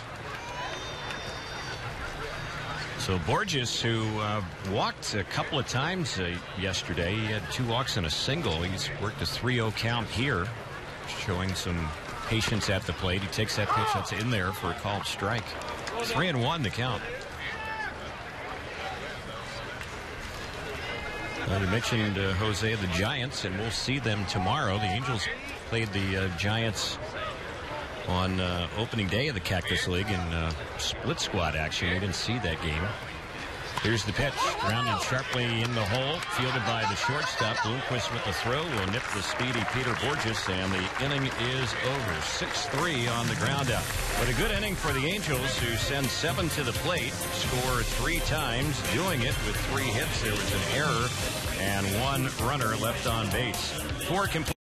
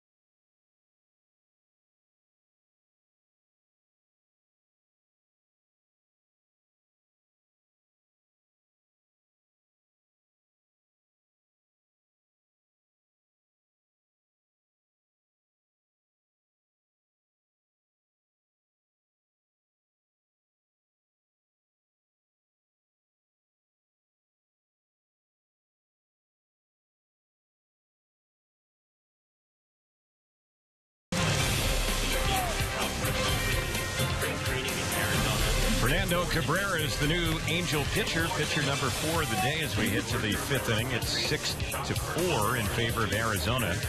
Ryan Brazier, who worked last inning, was touched for 4 hits and 3 runs, all earned in his inning of work. He gave up a home run, didn't walk or strike out anyone. So Cabrera will be the new pitcher.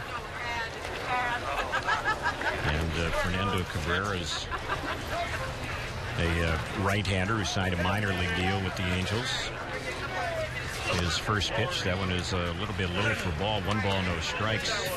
Another veteran pitcher who signed with the Angels in the offseason to a minor league deal, non-roster invitee Tony Pena was sent down to minor league camp today. There's a pitch on the inside corner for a called strike. Tony Pena still on the comeback trail with arm issues, and Angels general manager Jerry Dipoto very familiar with Tony Pena, the former D-back and former White Sox, so might be of help for the Angels a little bit later, provide some depth for later on. He was a very good setup man for a number of seasons with the Diamondbacks, and had a lot of holds back in the 07 and 08 seasons. 2 balls and 1 strike is the count on Eric Hinske. Cabrera has been a closer the last few years in AAA, racking up a lot of saves. The pitch that's fouled off on the right side. He had 22 saves last year. AAA for the Mets, 75 saves in AAA the last 4 years. And he has pitched in the majors. He spent some time with the Indians and the Orioles and the Red Sox. Hasn't pitched in the big league since 2010 when he got into 1 game with Boston. But he's a guy with a good arm, has a good slider. And the next pitch, that one is chopped foul on the left side. And he's going to head to join his team in the World Baseball Classic here in a few days. Over to Puerto Rico. But, you know, his career started as, you know, tagged as a future closer since he was in the minor leagues coming up as a prospect. But it just has not panned out the way things were supposed to go. But he's stuck with it. And as he mentioned, solid numbers throughout the minor leagues. And he still has the, now he has the health and he has the arm. The pitch is a little bit high on Hinske and outside. It's a full count, 3 balls and 2 strikes. This will also have Efren Navarro represent in the World Baseball Classic, along with Eric Ibar, Miguel Montero, going to Venezuela. He's a D-back.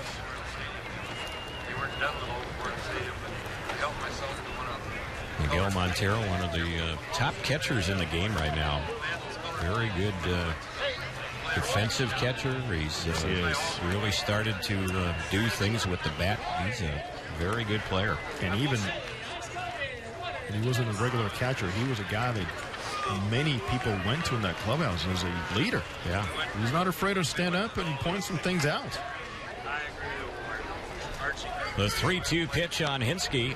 Skies one in the air into shallow right field. The second baseman goes back, and that's Howie Kendrick.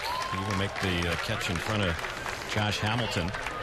And that'll be out number 1. So Hinske an easy out. Cabrera, who's pitching for the Angels, big guy. He goes about 6'4", close to 230 pounds. He has long legs. And he's been pitching professionally since 2000. Well, you mentioned those long legs. With those long legs, Terry, also comes that long stride. They've tried to just taper a little bit to make sure he's not landing so much on his heels and has a good follow-through over that front leg. Here's the pitch, and that is a strike on the outside corner.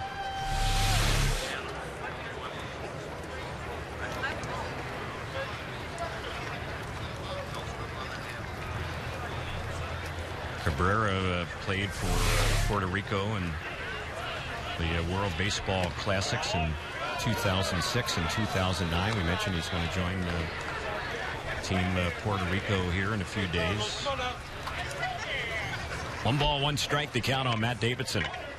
We're in the 5th inning, and it's 6-4 Arizona. They've led since the first inning today. They got 3 runs in the Very first frame. Here's the next pitch. Good-looking slider right there. It's cut on and missed. He showed a lot, and I'm glad Chris Iannetta forced him to throw that breaking ball again because there was a pitch that he was not given by home plate umpire Quinn Walcott. It was a breaking ball, kind of a backup breaking ball, and he stays with a great delivery right over the top and gets the right break. And the 1-2. That one misses low. 2 balls and 2 strikes. Hope you're enjoying the action on this Tuesday from Tempe. Terry Smith, Jose Mota, and our producer-engineer Darren Chan on the Angels Baseball Network, Fox Sports West, and on MLB Network as well. Some friends checking in, including Benji Molina, who's watching this ballgame, former Angel, over in Jupiter, Florida. We're going to see Benji this season, aren't we? Yes, we are. Yep. Benji's now the assistant hitting coach for the Cardinals at the big league level. Talking about knowing hitting and teaching some things and passing some ideas. We still call him Mr. Clutch around here. Yeah. So the count's full. We'll see what gives on the 3-2. And here it comes from Cabrera. That's low and outside. A breaking ball misses. So Davidson on with a 1-out walk.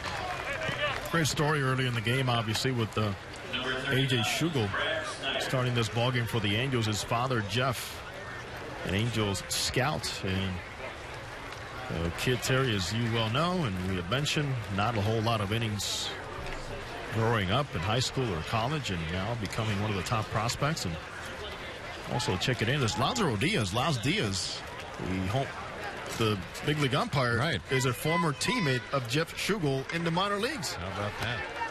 And Laz, one of our favorites, obviously, always very gracious with his time throughout the season. Watching a little baseball and following up on his former teammate. How about that? And the little boy that he knew. How about that? Terry, you just never know in the baseball family. That's right. 0-1 is the count here on Snyder. Here's the pitch. This one's lifted in the air in the center field. Borges is going back, still going back, still going back, and Peter runs that one down right near the rim of the track out there in center. Borges went after that one, and he got it. So that is out number 2. Terry, that's called comfort level. Now he's seen more reps coming out, the background, the bats, the swings where he was shading, and that is a Peter Borges that we all know and love because of this. And pitchers, of course, fall in love with that easily. Yep. That one has to feel good for Peter because he's had some long runs after some fly balls the last few days, and that one there he was able to nab. Peter, as always, makes it a habit, checking his wingman. This time is Wells to his right, Hamilton to his left, and during the regular season, he's going to see a lot of Mike Trout to his right, and that's going to take some adjusting. Well, we saw that happen yesterday when the Angels were in Peoria when Trout got the first start in left field. It's one of those things also we're talking about when Vernon Wells joined the Angels, because Vernon came from playing center field in Toronto. Right. So playing left field with the Angels, and the adjustment he went through and making sure he didn't think too much like a center fielder at times. Here's a pitch on Barajas, and he lifts one in the air in the right center. Borges is circling under this one, an easier play than the last one, and he puts it away, and that'll end the inning. So Cabrera retires 3 of the 4 he faces here in the 5th. No runs, hits, or errors. A walk, they leave a runner. We head to the bottom of the 5th. Angels down by a pair at 6-4 D-backs on the Angels Baseball Network and Fox Sports West.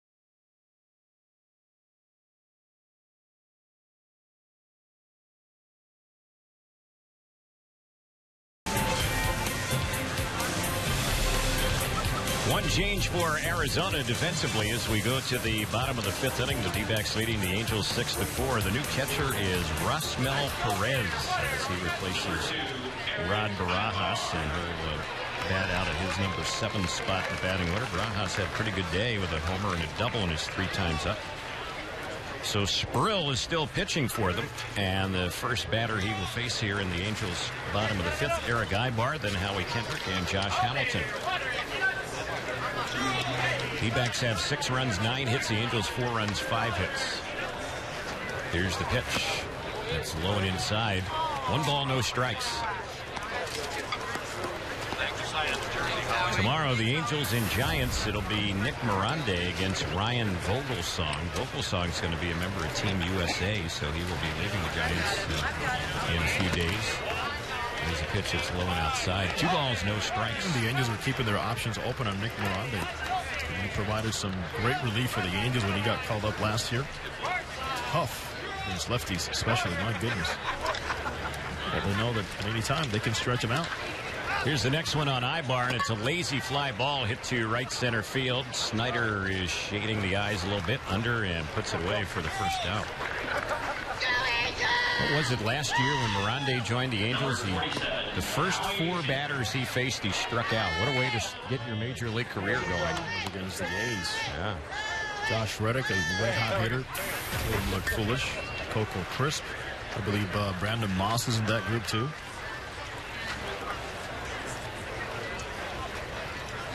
So here is Howie Kendrick, who's had an 0-for-2 day in his first game here in the Cactus League, and he takes a breaking ball low.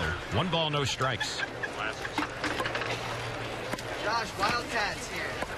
So probably need it for Sprill if he gets through this 5th inning, and Howie lines one into right, and that's dropping quickly. It falls in front of Snyder for a base hit. Well, that's Howie Kendrick right there going to right center. We've seen that a lot over the years. Man can absolutely hit. This approach right here, he is dangerous, man. Great hand action. Howie hit .383 in preseason last year. Had 23 hits in 21 games. And left preseason as the Angels' number 2 hitter. Yep. Behind Eric Ibar. Here's Josh Hamilton. He's had an 0-for-2 day in his first game this spring, and he swings and misses that one for strike 1. The 4th pitch that Hamilton has seen this afternoon. It's only the first pitch making his debut, then saw 2 pitches in the second at bat. Here's the next one on Josh. That's low and inside. Snap throw by the new catcher Perez up to first base, and hustling back goes Howie.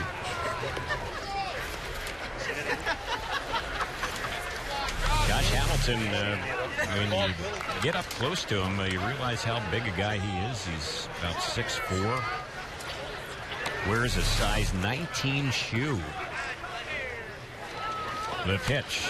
He was jammed. He fights that one off and fouls it back behind the plate. He's putting it up there with the NBA players in that shoe size, man. No kidding, huh? Yeah. Looks like LeBron size right there.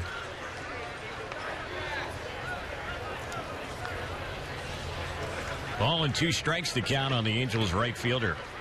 100 home runs for Hamilton over the last 3 years. He fouls that one off down the left side, backing out of play. And there will be one night that he'll never forget. And that was when he hit 4 home runs in 1 game last year against the Baltimore Orioles at Camden Yards. As I recall, we were watching that game after we had landed in Texas. Yep. He was 5 for 5 that game, and he had 18 total bases in that game. The pitch, that's line foul again down that left side, backing out of play. You see that swing? I mean, that's what makes Josh Hamilton who he is. And Terry, the way he was able to track the ball, and almost as a reminder, just stay on a little bit longer. Don't pull off, because he did hit a couple balls off the end of the bat, but that's what makes him such a complete hitter. And of course, the comparisons will be there. This will be a tough test for him, playing at home in the very challenging conditions, especially at night at the Big A. But you know what? His power is extraordinary. I don't think it's not going to be an issue for him. And the next pitch, he lifts one in the air into right center field. Parra is chasing, and he will make the catch as Snyder was in pursuit as well, the right fielder, but peeled off at the last moment. So it's a fly out the center. 2 are gone. Second time Hamilton has hit a ball to Parra, the center fielder, and now Mark Trumbo will bat. And something you and I were talking about off air is how many home runs we're looking forward to watching him hit to that part of the field at the Big A. Yeah. With that double wall. Yep. So here's Trumbo. Hopefully that'll be the case. Trumbo had given his bat to Hamilton before the last pitch that Josh just flied out on. And Is Little League or what? I don't know. Now Trumbo is using the same bat. Here's the pitch. That one is low and away for a ball. 1 ball, no strikes. Except in Little League, you didn't break him. You just maybe didn't like the one you chose. All right. I never used to like the bat I chose in Little League, Jose. That was why my career was so short. So you picked the right bat for crying out loud. There you go. Let's go. Pick a winner, Bobby. Here's the pitch. Yeah, that one is low, and the count 2 balls, no strikes. The bad exchange. Wow. I can tell you I have never seen that before at the big league level. There you go. We just saw it. Trumbo is the tying run at the plate. Last time up, he tripled and hit a ball hard out to left center field. This is a good pitch for him here at 2-0. He's going to take it, though. It was low and inside. No reason to go after it. 3 balls and no strikes. Let him swing. There's no reason for Mark Trumbo to be taking a strike here. We'll see if he goes after the next pitch. He's collecting his thoughts as he backed out of the box. Now back in there. If you like it, swing it. And here's the 3-0. He was swinging. He bounces it softly off the back of the mound. It's fielded by the shortstop, and Bloomquist's throw will nip him at first, and the inning is over. 6-3 on the ground out. No runs. The Angels had to hit no errors and leave a runner on. 6th inning coming up at 6-4 Arizona on the Angels Baseball Network and Fox Sports West.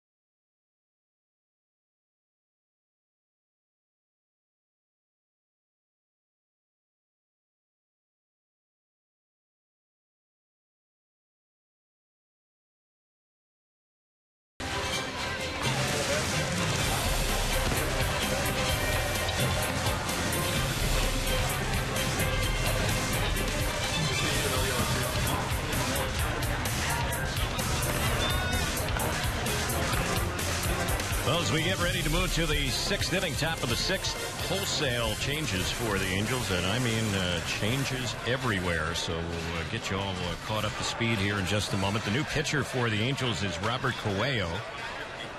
We saw Coelho pitched a couple days ago. The new catcher is Zach Wright.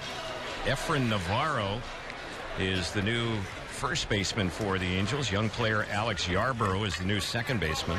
The third baseman is Luis Jimenez, and the new shortstop is Brendan Harris. And the first pitch from Coelho, it's high for a ball. The count 1 ball, no strikes as he faces Alfredo Marte. The Angels outfield has a different look as well. Matt Young is in center. J.B. Shuck is in left. And Scott Cousins is in right. And that pitch evens up the count. It's 1 ball and 1 strike. So Mike Scioscia with a wave of changes here as we get the 6th inning going. Coelho's next delivery. That's a pitch that's cut on and missed, and the count 1 ball, 2 strikes. Sure, I was listening to the game when you were doing the game, and Coelho came into it, that first ball game, when you were sitting with Angels assistant general manager Matt Flynn talking. He struggled. He did. He'll bounce back here today and go out there and trust just like that. And on that 1-2, he freezes Marte, and he struck him out looking. So he's off to a good start. Coelho is replacing Cabrera, who had a good 5th inning. He did not allow any hits or runs. He walked the batter, didn't strike out any, and Robert Coelho is now pitcher number 5 of the day for the Angels as he gets set to face John McDonald. And here's the pitch. That's right in there for a called strike. So picking up the baseball can be an issue for so many, especially in spring training. And not that it doesn't affect anybody during the season. It does, but he has a way, and they're trying to work on this, is he can hide the ball so well with that full delivery. And you can see how Marte reacted to the pitch, what he didn't see very well during that strikeout. But if you watch his full delivery and how much he tilts back and comes over the top, hiding the baseball, it could be one of the things that helps him the most if he can perfect and be consistent with that delivery. Here's the next pitch from Coelho, and that's on the outside corner. That's a called strike. Again, you saw the commitment from the hitter because of this, the tilt, and then he follows through, and you saw that front hit by McDonald opening out there. Here's the next delivery, and he took something off that one and misses low. Coelho, when we saw him in his first outing for the Angels on Saturday in the home opener here against the Cubs, he had a rough 8th inning in that ball game. He worked 1 inning. He gave up 4 hits, 4 runs. They were earned. He walked 1. He ended up striking out a pair. And the next pitch, that one trying to hold up is McDonald. He went around. He was fooled and got him on strikes. Back-to-back strikeouts. 2 are gone. Number 18. Sure, you saw him pitch that first time. Does he look any different right now? In any way? Certainly looks more comfortable out there on the mound. He, I think maybe he had a little nervous energy on Saturday, and good to see he's turned the page from that outing. Sure, that happens. Another swing where the hitter did not pick up the baseball. Looked very uncomfortable. So here's Bloomquist. This is his 4th at bat today. Their leadoff man. He's had a couple of hits, single and a double. He's driven in a run, scored a run. 6-4 Arizona in the 6th, and the first pitch that's fouled off on the right side out of play. Pitching for your Angels, number 84, Robert Coelho. And catching Coelho pitched a little bit for Toronto last year, and he is a guy who will throw a lot of fastballs, and he has a pretty good one. He'll top out around 95. He's a former catcher who converted to pitching, and this is his 2nd go-around in the Angels organization. There's one that's fouled off on the right side, backing out of play.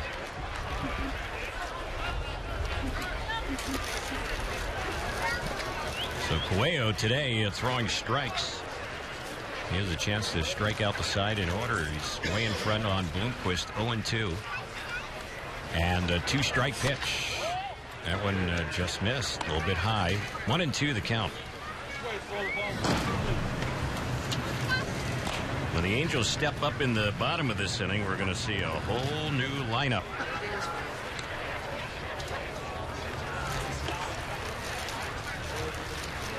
Here's the next delivery. That's way outside. And the count, 2 balls, 2 strikes.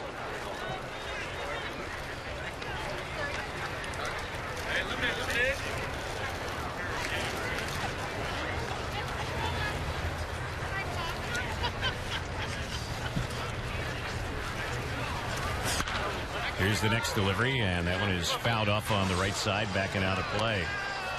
So we'll do it again. The count holding 2 balls and 2 strikes.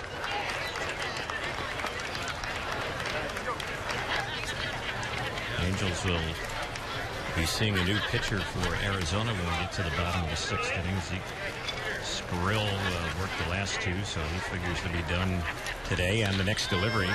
Hit hard into center field. The new center fielder Young is out there waiting, and he's under. He'll put it away, and that will end the inning.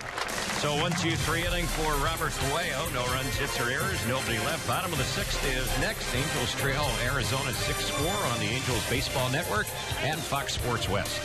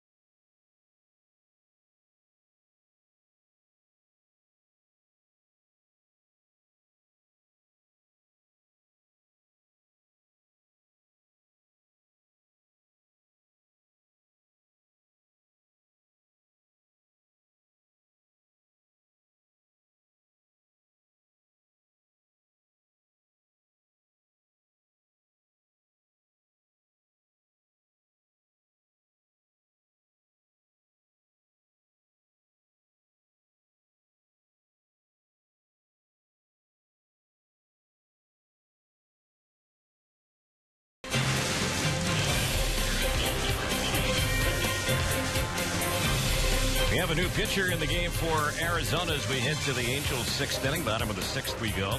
And Evan Marshall takes over for Zeke Sprill. Sprill worked 2 innings, gave up 4 hits, 3 runs, 1 earned, no walks, no strikeouts. So Marshall will face Brendan Harris of the Angels, who gets ready for his first at-bat today.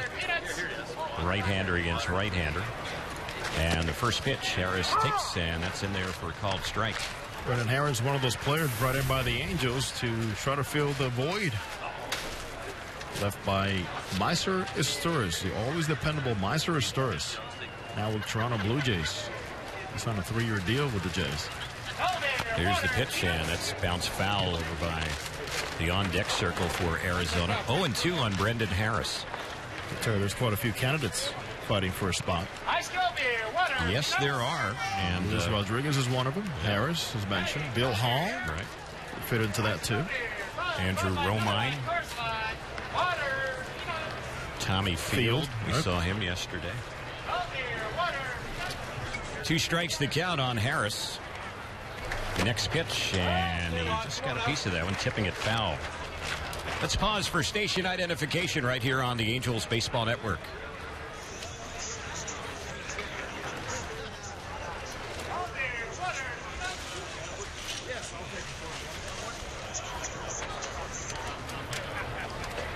Terry Smith, Jose Mota, and our producer-engineer Darren Chan with you for Tuesday afternoon baseball from Tempe. The next pitch on Harris, a pop into shallow right field. Dropping quickly, it falls in for a base hit. Dropped it in front of Brad Snyder, the right fielder. So Harris is on, and Matt Young will be the next batter. Hey, Terry, call that one a confidence builder. Got your knock out of the way. Now you roll with it. Brendan Harris aboard at first base. There's times we spend all spring begging for one of those. Wow. Well, hitting the ball on the nose, nothing to show for it, trying to make a ball club, looking at your average, and you're like, where's that little Texas leaguer? I need something like that. So here's Matt Young at the plate. He takes the first pitch, the left-handed batter, misses for ball 1. Young is a career .282 hitter in the minors. He played in the Tigers and Cardinals organization last year, AAA, and got into 5 games with the Tigers. There goes the runner Harris. It's a high bouncer hit on the right side. Only one chance for an out first, and the throw just in time to get Young, the batter. Harris moves up to second. He's there with 1 out in scoring position, and Scott Cousins will be the next batter. I want anybody who's going to play or wants to play for Mike Scioscia knows, be ready for anything. And the Angels skipper aggressively puts on the hit-and-run play, and he'll be the first one to go down that dugout, as always, to say, hey, well done. Be aware, play the game right. And certainly guys know what to expect when they get into camp. And if you don't, if you're not playing, just watch the game for 3 or 4 innings and you'll find out very quickly. So here's Cousins, who is hitting out of Ionetta's number 8 spot. Ionetta was 0 for 1, although he was on base twice, a walk and an error where he reached. He also scored a couple of runs. And the first pitch on the left-handed hitting Scott Cousins outside. It's 1 ball, no strikes.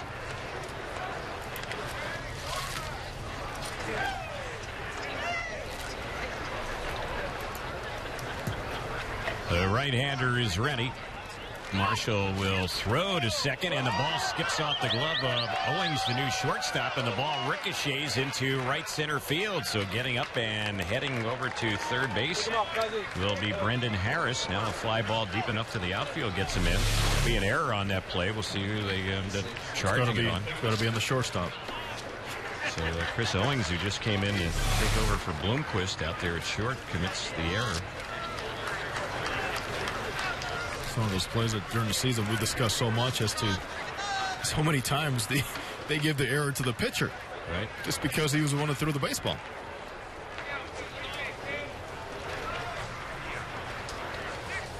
Here's the pitch. Cousins takes that one outside.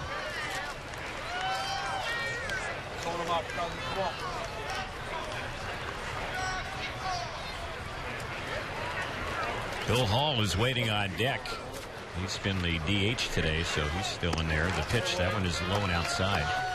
3-0 to count on Cousins. Well, we have a perfect angle here behind the plate to see how much action Marshall has on that fastball. And that thing really has a lot of tail on it.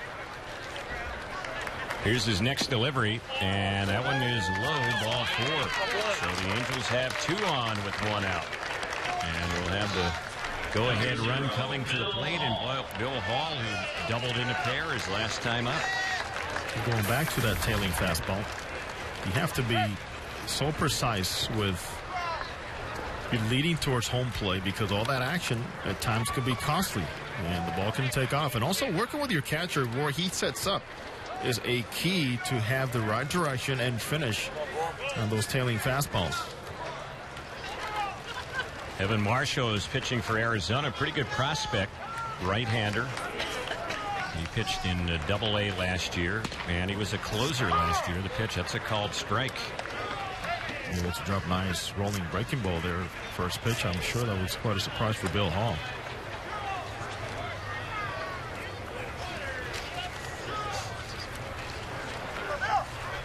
So Bill Hall has had 2 close calls on home runs so far this spring. Yeah. Twice he's hit the top of the walls.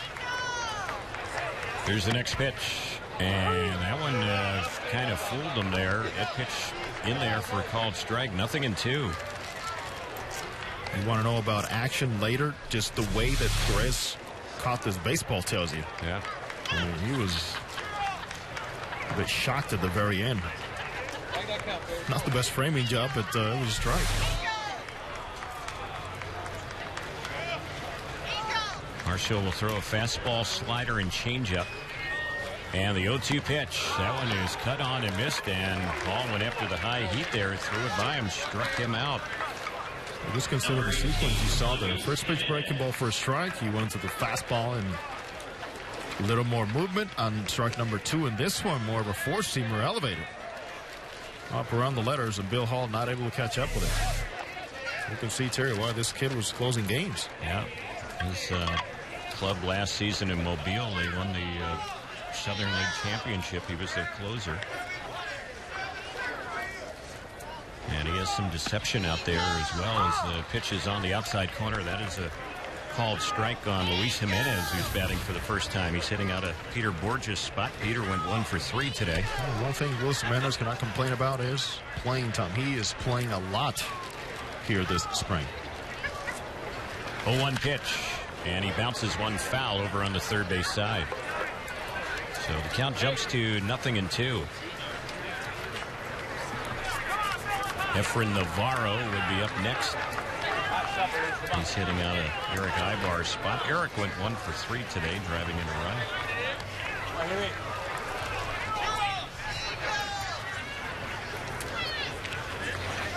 The Angels have had 4 runs on 7 hits. The Diamondbacks 6 runs on 9 hits. If you're Catcher Perez, why wouldn't you try to finish off Jimenez the way you finish off Bill Haas? Let's see what happens here.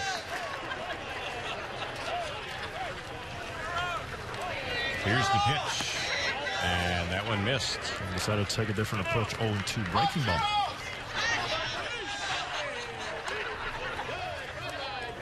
Yet to get the official attendance, should be receiving that shortly. Have a fair crowd on hand today. Not quite as many as we've seen for the first few home games for the Angels here in Tempe.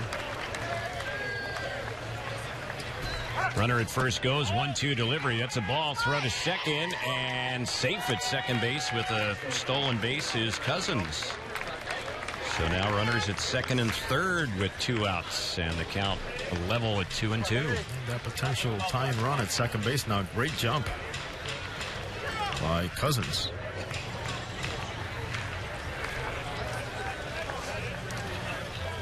Angels looking for a clutch 2-out hit.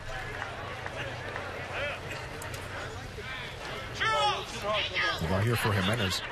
The shorter he can be to the baseball, the better off he'll be, especially here with 2 strikes. And the more he can keep looking down in the zone and not chasing up, also the better off he'll be. Here's the 2-strike delivery. That one misses inside. This battery right here of Marshall and Perez, they know each other. They were together all last season in Double-A, so there's certainly a comfort level as far as these two working together for Arizona. I like the way Jimenez took that pitch. Good job following the path all the way. So a full count and the 3-2, and that one is low. Ball 4. The bases are loaded. Second walk in the inning. And Efren Navarro will be the batter with the bases loaded. So important. You know, I talked about this. Is watching Jimenez, the way he took the last 2 pitches, got him that walk by minimizing movement and just going out there in short step and trusting those hands. So there's many things that you can do, but just being able to track the ball a little bit better. So the key at bat, but base open, and he did not bite at all. So the Angels, who have never led in this game, have been fighting back to get back in it. Trailed by 2, have a key opportunity now here in the bottom of the 6th. Down by a pair of runs with the bases loaded, 2 outs. First pitch on Navarro. He goes after it and fouls it off on the left side, backing out of play. You can call that a fastball with a lot of zip. Navarro, he's been in the Angels organization for a number of years. Former 50th round pick back in 2007. He was at AAA Salt Lake all last year. Hit .294. Very good defensive first baseman. He drove in 74 runs last year in AAA. Former minor league player of the year in the Angels system back in the 2011 season. Manager Mike Socha calls his defense gold glove caliber at first base. Angels hoping he can be a silver slugger right here. And before he sees the next pitch, again, a little bit of a meeting between Perez and Marshall, the battery for the D-backs. The Angels still looking for that first win. And they saw the Seattle Ball Club score 7 runs in the last 3 frames yesterday to lose the ball game. Hoping to do the same here against the Diamondbacks. Here's the pitch. And that one misses outside. So the count on Navarro even up. It's 1 ball, 1 strike. The Angels will not play the Diamondbacks in the regular season. The Angels will have a game against Arizona here on the 8th of March. That'll be on a Friday, a week from this Friday. Pitch missed in the count, 2-1. And right near the end of the Cactus League, the Angels will play the D-backs at their facility. That'll be on the 26th of March. Last Cactus League game for the Angels will be the following day, the 27th. Here's the 2-1. High ball 3, and now with the bases loaded, it's 3 balls, 1 strike on Navarro. A walk would force in a run, and Marshall has already walked 2 here in this inning.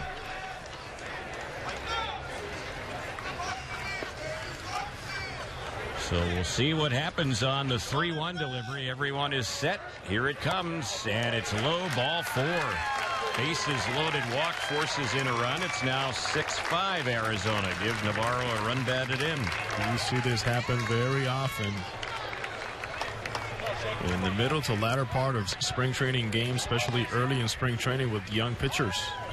As innings get prolonged, they try to do a little bit too much. They get a couple of outs and start thinking about how they got those outs.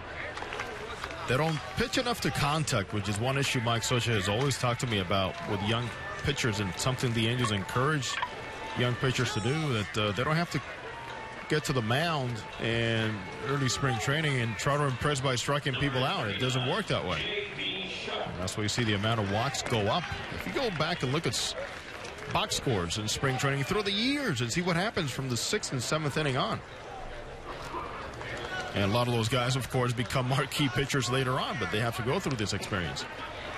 So here is Shuck batting, J.B. Shuck, and the first pitch he takes, it's in there for a strike.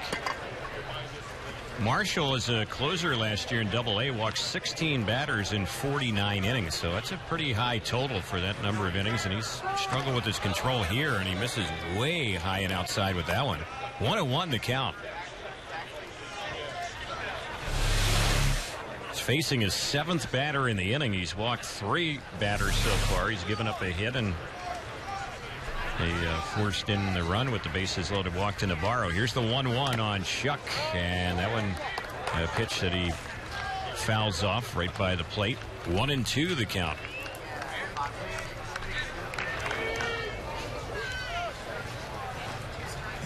So Shuck trying to get something in play here. He's deep in the hole at 1 ball, 2 strikes. Played in the Astros organization last year. The next delivery bounces this one, but right to second. It's fielded there by the second baseman, and McDonald gets the tag on the Angel base runner Navarro. Going from first to second, he had a run with the bases loaded, and that'll end the inning. So an unassisted fielder's choice will end the inning for the Angels. Just 1 run here in the bottom of the 6th. The Angels had 1 hit, 3 walks. There was an error and 3 left. The Angels are stranded 7 through 6. We go to the 7th. It's 6-5 Arizona on the Angels Baseball Network and Fox Sports West.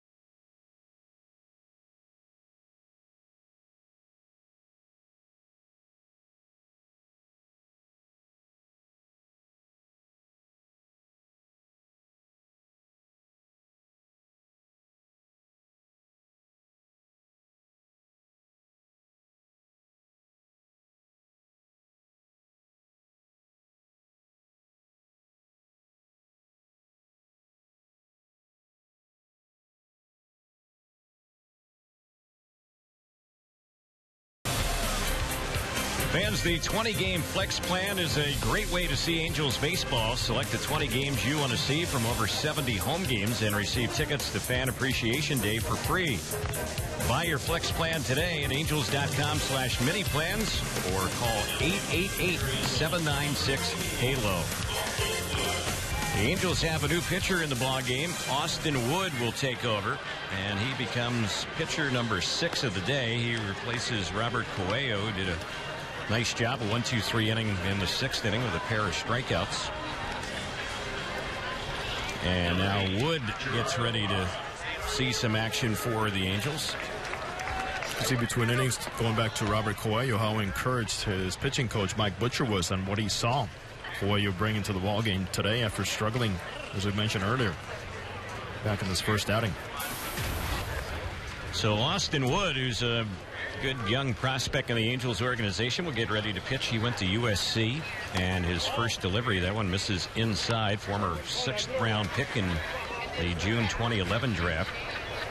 And Wood has a good arm. His fastball will top out at 99 miles per hour. There's a good fastball there for a called strike. He also has a very good breaking ball, kind of a slurve that he'll throw, and a changeup. Always good to see those local products take them out with the local ball clubs. There's a pitch that's low and in. Wood has had some control issues. Last year, 72 walks in just under 128 innings. Very high walk total last year.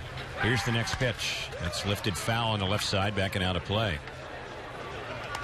With that speed also comes the challenge of tempering it and just understanding your mechanics even more, just so you can use the speed, not sacrifice, but also stay within the zone. You're going to have more guys chase pitches no matter what when you throw hard, but you also got to know that as you move up, guys will get to lay off pitches more. That pitch on par was up and in. It skipped off the glove of the catcher, Zach Wright. So it's a full count, 3-2. Wood pitched last year at Class A Cedar Rapids. He was just 5-12. His ERA was 4.30. Here's the payoff pitch, and that's fouled back behind the plate. Well, it's almost like you can hear the baseball zipping, getting to the catcher from all the way up here. He has a good arm. 6-5 Arizona here in the 7th, and the next pitch popped in the air into left field, coming in hard but unable to make the grab is Shuck as it just dropped in front of him, and that'll be a bloop opposite field hit for Parra, who's had a good day. He's been a tough out in this ball game. It was his 4th at bat today, and he's had a couple of hits, a walk, and the only time he was retired, he had a sac fly. Gerardo Parra is a complete ball player. You mentioned the glove. You mentioned the arm accuracy. He has a very good idea and understanding on where to play, how to play hitters in the big ballpark in Arizona. Not very far from here. Changing positions. Also as a hitter, understanding more where he needs to be successful. Here's the pitch. Thinking about bunting was Pollock, and the pitch misses low for a ball. Here we get to see and get a chance to watch Mike Scioscia go to work, flashing now defensive signs to see what his infielders are going to do in reading the bat. 1 ball, no strikes on Pollock. Again around the bunt, and he drops that one foul. They count 1 ball, 1 strike. Harry, how many hours through the years have we spent just watching the different alignments and Mike Scioscia directing traffic in those backfields? And he will prolong a drill if it's not being correctly addressed, right, and performed.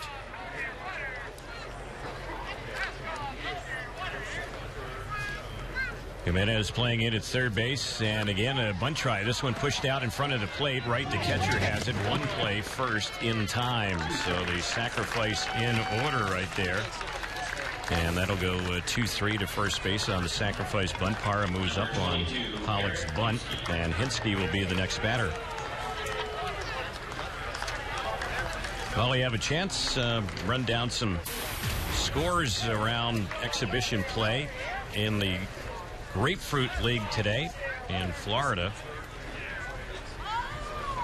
In the 8th inning, Atlanta was up on Washington 9-5. Cardinals pounding the Red Sox today. They were up 15-2 in the bottom of the 8th inning the last time we checked in that one. Here's the pitch, and that one is in there for a strike. Miami beat the Mets 7-5. Casey Kochman had a home run for the Marlins in that one, the former Angel. Good to see him back in action. He had been injured, and he's trying to make that ball club too. Minor league contract for Casey. Phillies beat the Yankees 4-3. Yanks are 1-3 in the Grapefruit League. Baltimore and Pittsburgh, they were washed out today in the Grapefruit League. Minnesota beat Toronto 8-4. Lind and LaRoche had home runs for Toronto in that game. Houston beat Detroit 9-4. And Tampa Bay beat another Houston squad in split squad action 7-2. We'll fill you in on what's happening in the Cactus League in just a moment.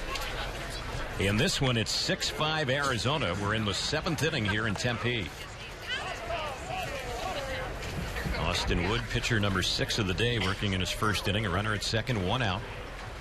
The 1-1 on the veteran Hinsky, who fouls that one back, and the count goes to 1-2.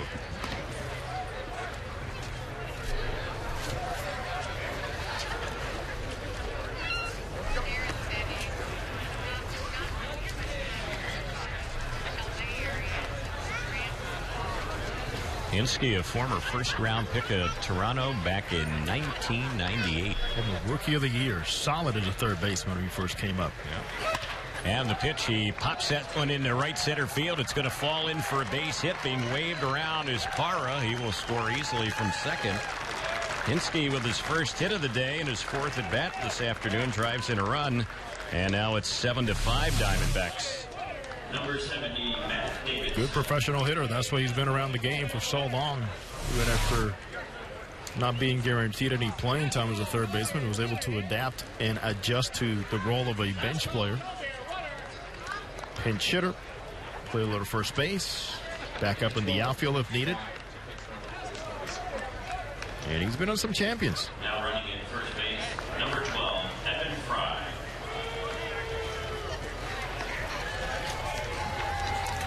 Pinch runner for Hinsky over at first base. Evan Fry will be the new base runner. Matt Davidson stepping up to the plate now. Wood delivers, and that pitch is in there for a called strike. In the Cactus League today, top of the 8th inning, Kansas City is blanking Cleveland 4-0. Billy Butler a home run for the Royals in that one. White Sox up on Texas 12-5. That's in the top of the 7th. Mike Alt has homered for the Rangers in that game. Cubs have a 3-2 lead against the Rockies in the bottom of the 8th. Dodgers leading the Giants 5-4 in the bottom of the 6th. Hill a home run for San Francisco.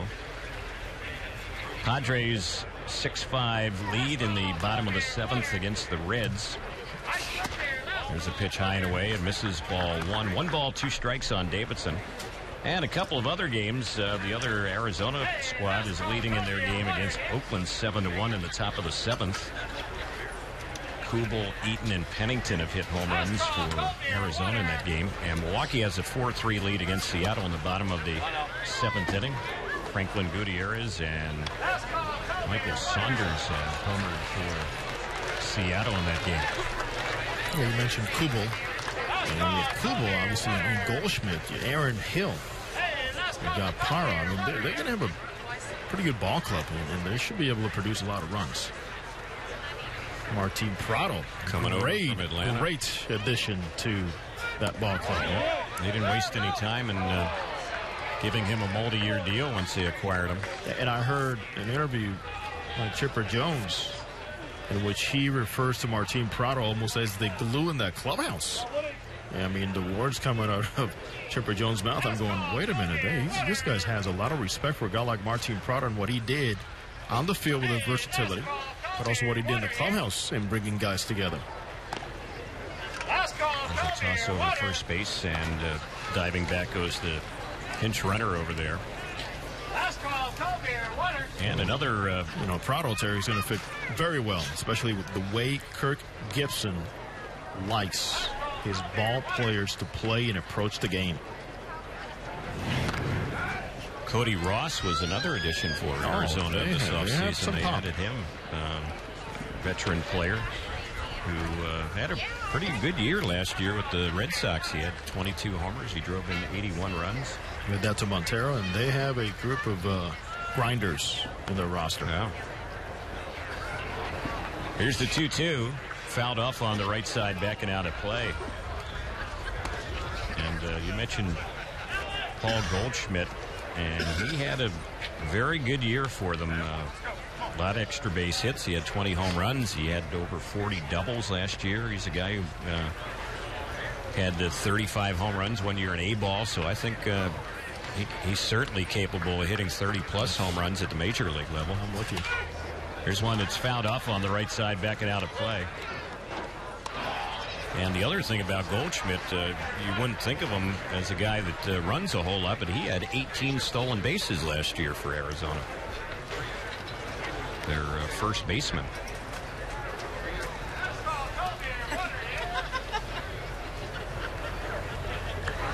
Wood has thrown a lot of pitches so far here in this inning. Only one out.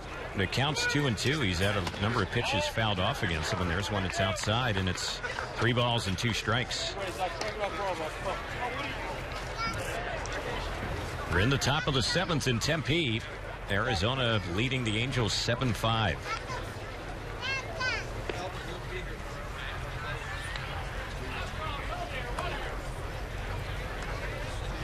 Runner goes 3-2, fouled off again, out of play on the right side.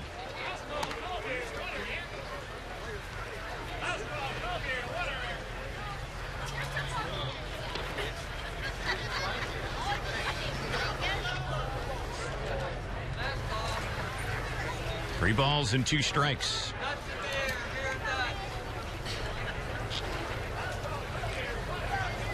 Angels center fielder Matt Young playing shallow and playing Davidson the opposite way, thinking he's not going to be able to pull the ball against the Angel pitcher Austin Wood. There's a hot smash hit to short. Good stop by Brendan Harris. His throw to first base is in time. That was a nice play by Harris over at short, out number 2. He stayed low to the ground, and he was able to track the ball, spin around, and more impressive to me, Terry, besides the play, how he was able to keep that throw so flat and on a line to Efrain Navarro. Good all-around player. So the batter now is Snyder, who got a hit his first time up. He's 1 for 3 today.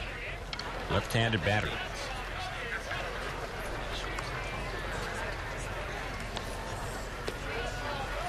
First pitch, he takes it, and it's in there for a called strike.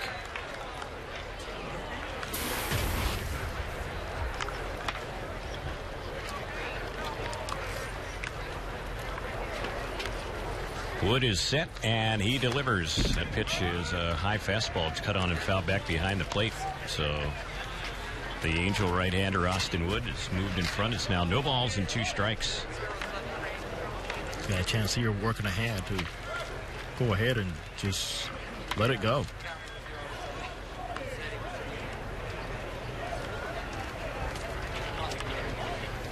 This pitch right here says, trust me. Wood is ready. 0-2 delivery. He went right after him with a high fastball. He chases it, struck him out, and that will end the inning. They got a run. They had 2 hits in the inning, no errors, and they leave a runner on. 7th inning stretch time in Tempe. When we get back, Angels will be batting in the bottom of the 7th, trailing 7-5 on the Angels Baseball Network and Fox Sports West. The future.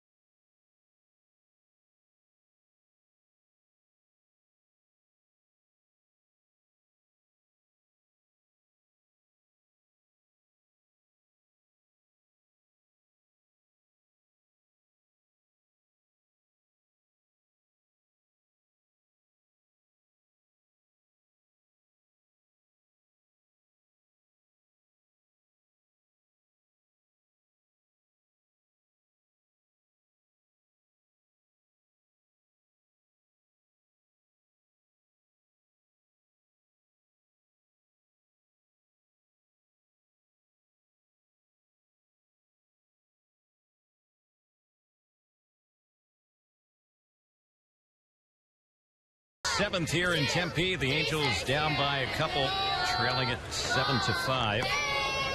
And the first batter for the Angels will be young second baseman Alex Yarborough. There's a new first baseman in the game for Arizona, and that is the Hawaiian Kila Kaihue.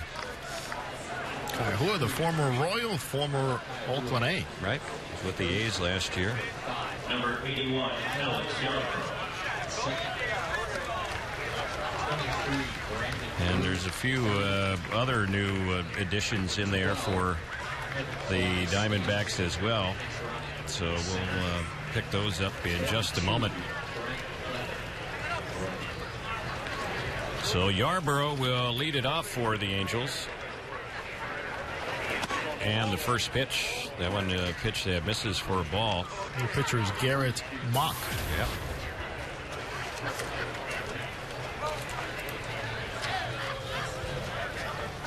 Here's the next pitch from Mock, and that's a liner right at the new second baseman who holds on to that baseball. Taylor Harbin making the grab on that liner. So one second baseman retires, another as Yarborough is set down. There's one away. Number 95, Zach Wright, the Angel catcher who came in a couple of innings ago, will bat for the first time in this ball game. Wright, a minor league player. And the first pitch, he takes that one in there for a called strike.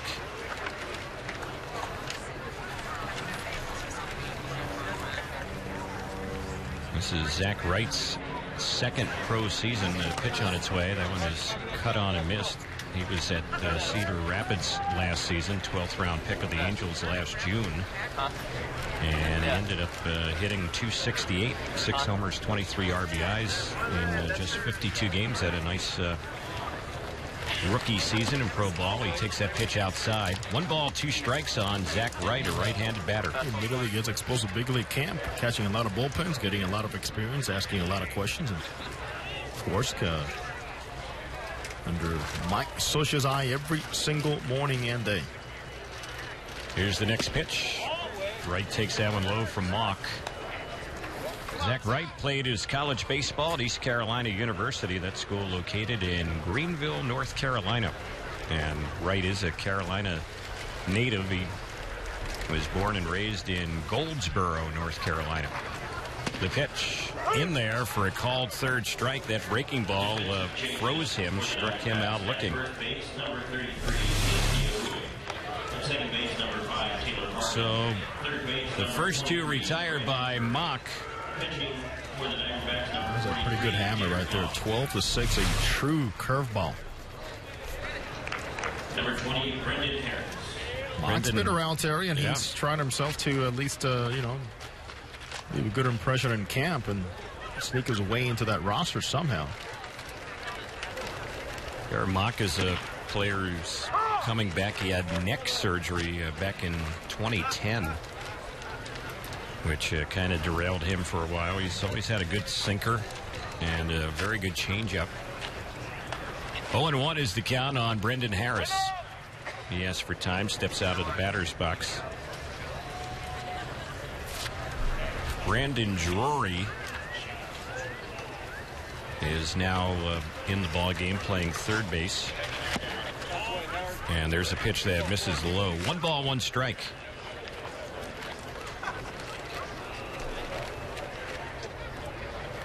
We mentioned Taylor Harbin is the new second baseman, and they have a couple changes in the outfield as well. 1-1 popped up on the right side. That one is going to drop foul out of the reach of Kaihue, who was chasing the first baseman.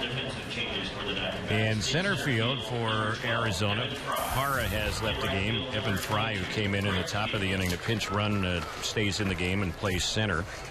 And Brent Clevin is the new right fielder.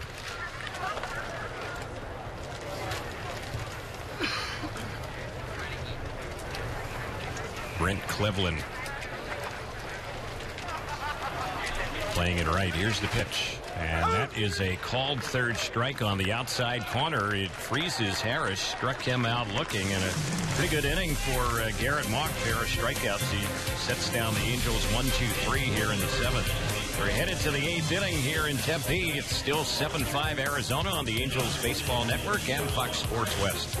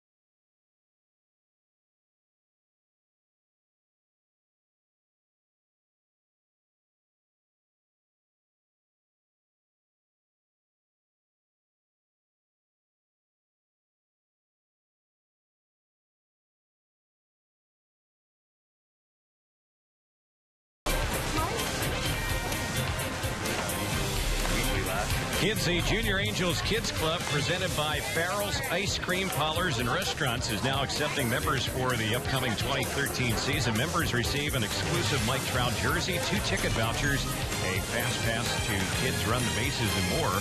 Sign up today. Visit angels.com/juniorangels or stop by any of the Southern California Farrell's locations. Terry Smith, Jose Mota, and our producer-engineer Darren Chan with you for Tuesday afternoon baseball here in Tempe on the Angels Baseball Network, Fox Sports West, and the MLB Network today. There's another new pitcher for the Angels. Daniel Tillman will take over. He becomes the 7th pitcher for the Angels. He replaces Austin Wood, who worked last inning in the 7th, and he gave up a couple of hits in his 1 inning of work. The run against him was earned. He didn't walk any, and he ended up striking out 1. So Daniel Tillman will take over, and Rosmel Perez will get ready to bat for the first time. He's hitting out of Barajas' number 7 spot. He replaced him behind the plate as well. Daniel Tillman getting set for his first outing this spring. And his first pitch, that one misses inside for a ball. 1 ball, no strikes. Tillman, good arm, fastball, top out around 96. He has a solid slider, and he'll throw a changeup. Here's the next pitch. That's a line the opposite way into left field, and that'll fall in for a base hit. Chuck will throw it to second and keep Perez on with the leadoff single. So the Diamondbacks have had their share of hits today. That's hit number 12 for them. Yes, they have. There haven't been that many hittable pitches that they have missed. They've been on the ball pretty much all throughout.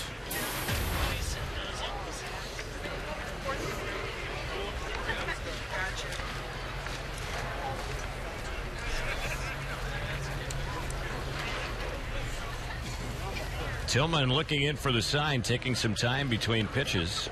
Now ready. And here he delivers. That one low and outside. 1 ball, no strikes. Tillman pitched last year at Class A Inland Empire and Double A Arkansas, and he had a tough year He was 2-6 last season in the Angels system, former second-round pick, and his ERA was 6.44 last year. Next delivery, that's fouled off on the right side, backing out of play. So a tremendous vote of confidence, getting him to get this outing out here and get to impress somebody and just improve on this location, being able to keep the ball down. Facing a dangerous hitter, Marte. Marte had 20 home runs last year in Mobile. 75 RBIs and 363 on base percentage. Here's the next pitch. He fouls that one off on the right side, backing out of play. Again, Marte playing for Double-A Mobile. Yeah, that team has been very good. They've won the championships in the Southern League the last 2 years. So Arizona's got some good prospects. They have one of the more higher rated minor league systems in baseball right now. The pitch, that's low, and it's 2 balls and 2 strikes. One pitcher we've yet to see for the Angels, a reliever who maybe you would have thought we would have seen by now, because he is a newcomer in the organization, is Brandon Sisk. He was the pitcher the Angels got from Kansas City in the deal for Urban Santana. As that liner goes right over the mound, and boy, that came very close to getting a piece of Tillman, who went down, and that's a base hit into center field off the bat of Marte. That was pretty dangerous right there, right up the middle. And I know that you and I were talking about Brandon Sisk and the fact that we haven't seen him or even heard about him in here in camp and what he's been up to and progressing with bullpens and so forth. So you do have some news regarding Brandon Sisk, who was traded from Kansas City for Urban Santana. Yeah, he's been sidelined a little bit. Nothing the Angels are overly concerned about right now, but a little bit of an issue with his pitching elbow, his left elbow. So that has kind of set him back a little bit so far in the early going of the Cactus League. Ka'aihue is the batter. Big left-handed hitter, and the first pitch, he takes that one for a ball. The count, 1 ball, no strikes. We have a pinch runner for Marte over at first base. Ollie Linton is the new base runner. Ka'aihue is batting out of the 9-hole here, out of McDonald's spot, and boy, he took a big cut at that pitch and misses it. 1 ball, 1 strike. Ka'aihue has been a bit of a mystery to a couple of organizations. Number one, the Royals, who gave him every chance to play at first base a couple of years back. He's always put up some big power numbers in the minor leagues. And the Oakland A's gave him another opportunity, the most recent one for him with the big leagues. Yeah, he's been a slugger in the minors, but just hasn't had the same kind of success at the major league level. And Jose, you're well aware that that can happen. The numbers don't always translate from the minors to the big leagues. Some guys they do, but maybe a lot more they don't. 2 balls and 1 strike. Tillman's pitch, big cut and a miss. Ka'aihue isn't getting cheated up there. He's had the count go even on him, 2-2. We're in the 8th inning. The Angels are trailing 7-5 here in Tempe. Angels have not led in this game. The attendance today, 3,094, 3094.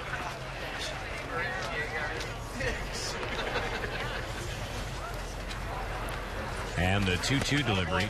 That is a called third strike. Struck him out looking. So Ka'aihue is retired, out number 1.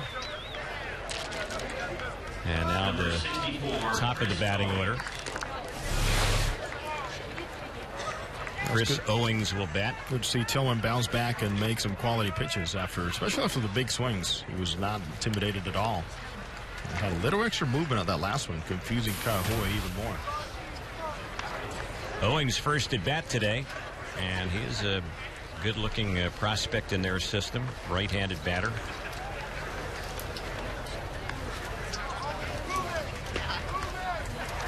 Here's the first pitch.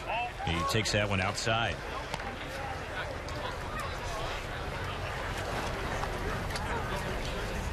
No better time, Terry, to think about trusting your defense in this one. We addressed the issue on young pitchers taking the mound this late in games in spring training. Key spot here to look back and say, I got to let the guys behind me make a play or two for me. Here's the pitch, and that is a called strike on the outside corner. Keep those infielders busy. Chris Owings, a former first-round pick of the D-backs back in the 2009 draft. He was selected 41st overall in that draft, a supplemental first-round pick, and he cuts it that one and misses it. He's in the hole 1-2. He played a little bit last year in the Cal League and finished up in the Southern League at Mobile. Had 17 home runs last season. Shortstop.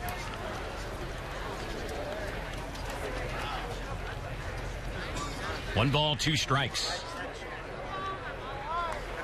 Tillman is set. He delivers. Little pop that is caught by the shortstop, Brendan Harris. He flips to the second baseman, Alex Yarborough. They double up the base runner, Perez, and the inning is over. Trust your defense. Nicely done there by Harris, the Angel shortstop. The inning ends on that outstanding double play. In the inning, no runs. They had a pair of hits, no errors. They leave one on. Bottom of the eighth coming up, 7-5 Arizona on the Angels Baseball Network and Fox Sports West.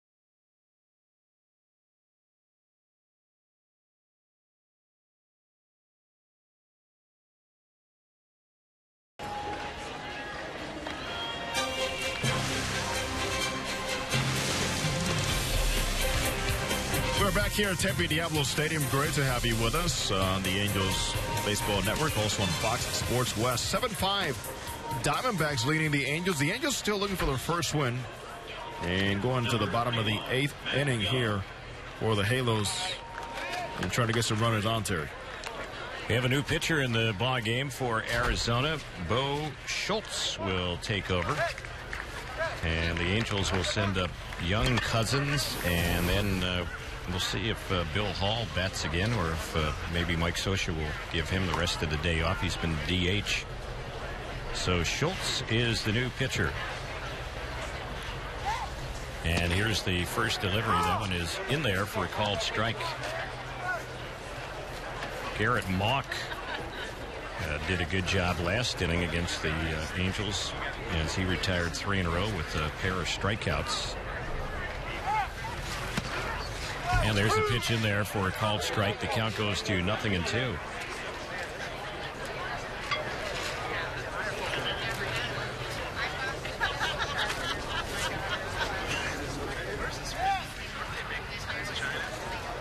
Right-hander Schultz delivery lifted foul on the left side. That's going to get back to the seats and out of play. Let's pause for station identification here on the Angels Baseball Network.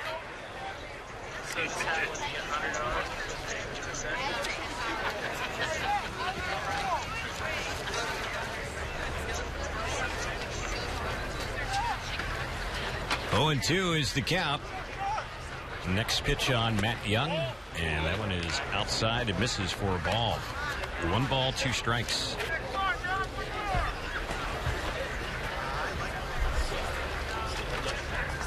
As Schultz works here in his first inning for the D-backs. He is pitcher number 6 of the day for Arizona.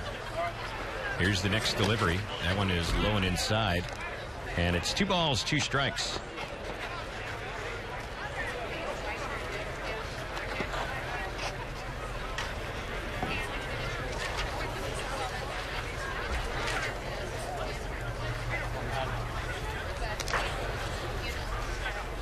Schultz is ready. New baseball, the 2-2. Low and outside, it's now 3-2. He was 6-5 last year between A-ball and Double-A. Matt Young showing a pretty good eye here.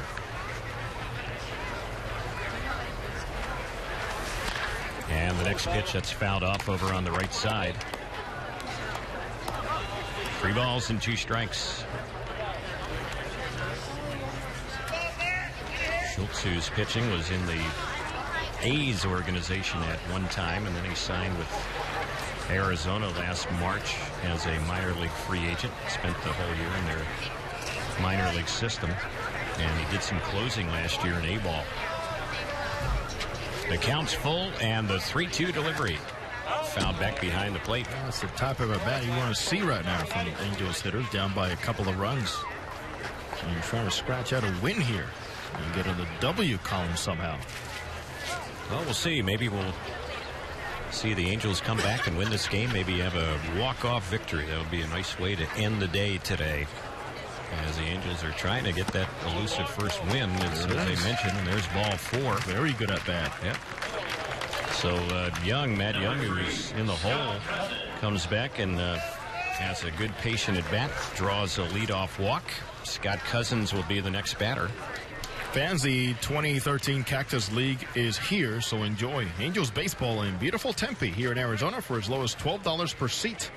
Log on to angels.com/spring or visit the Tempe Diablo Stadium box office to get your tickets today. So here is Cousins, who has walked his only time up. Angels have had a few base on balls today, 5 of them in this game. Go along with 7 hits. And the first pitch of ball on Cousins, it's 1 ball, no strikes. We see Bill Hall out in the on-deck circle, so he will be staying in the game. He's been the DH.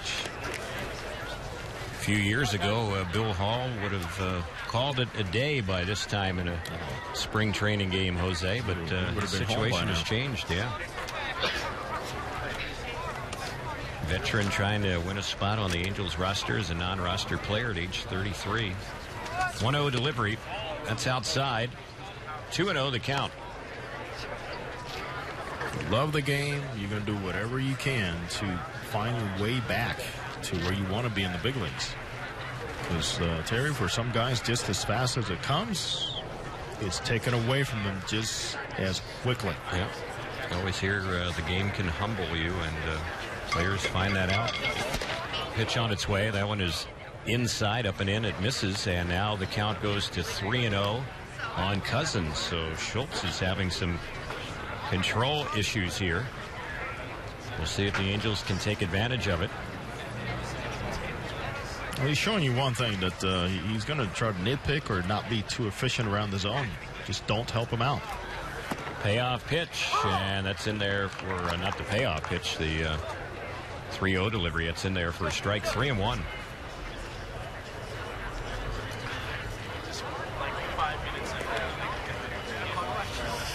Further Griffin, Angels first base coach, making sure there's no confusion here. 3-1 went right to the ear of Young at first base.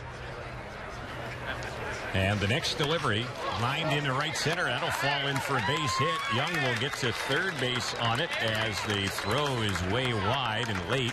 And a good job of hitting there by Cousins. He gets a base hit. Angels have some things happening here in this bottom of the 8th inning with runners at the corners, nobody out, trailing by a pair. Nice job all the way around as these guys come into the game later and are making the most out of it. Cousins really learning a little bit about how Schultz pitched to Young. And the patience pays off, being able to get into a good hitter's count and making solid contact. Not forgetting the aggressiveness shown on the bases by Schultz, going first to third, no doubt. So here is Bill Hall. He's had a 1-for-3 ball game with a pair of RBIs. Here's the pitch. Low. Good stop by the catcher Perez on that pitch in the dirt. 1 ball, no strikes.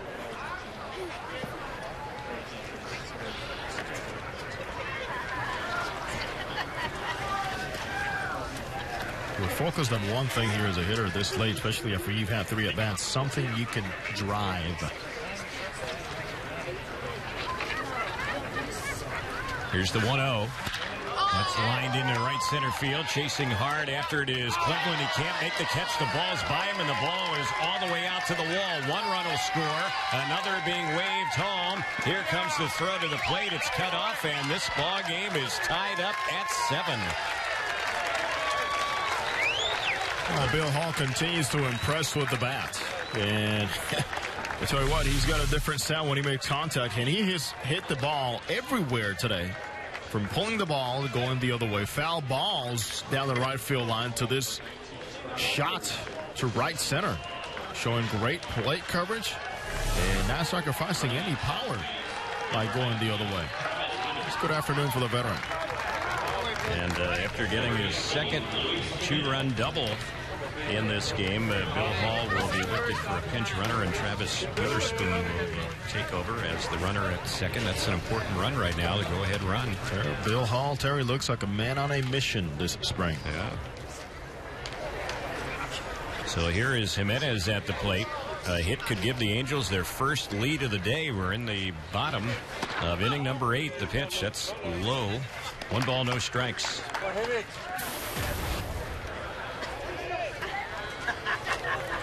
Bill Hall, who just tied up the game, leaves today having gone 2 for 4 with 4 runs batted in. Yesterday, Hank Conger had 5 RBIs for the Angels. There's a pickoff toss to second. Witherspoon dives back safely.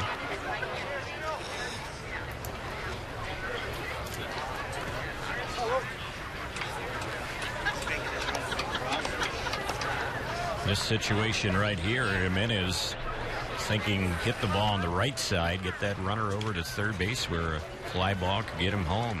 Here's the next pitch, and that one is low and away. 2-0 the count. Excellent opportunity for the youngster to show a little bat control, which he's capable of doing, even though he is known as a good RBI man. This is where you have to be selective on which pitch you want to push or try to push the other way. Here's the next one. It is hit on the right side, but foul. That's a good job. Taken out of play. That's a very good job. Now, with a hitter like Jimenez, you don't necessarily want to just try to punch it that way. You have the ability to hit it the other way hard and maybe get yourself a hit.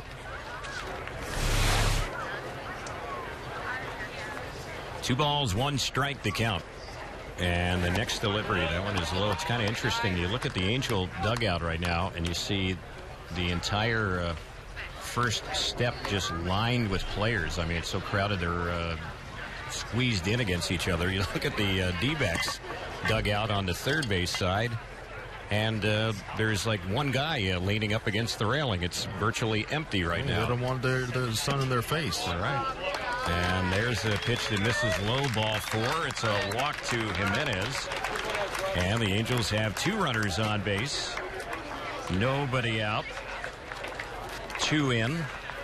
Efren Navarro will be the next batter after they have a discussion out there at the mound.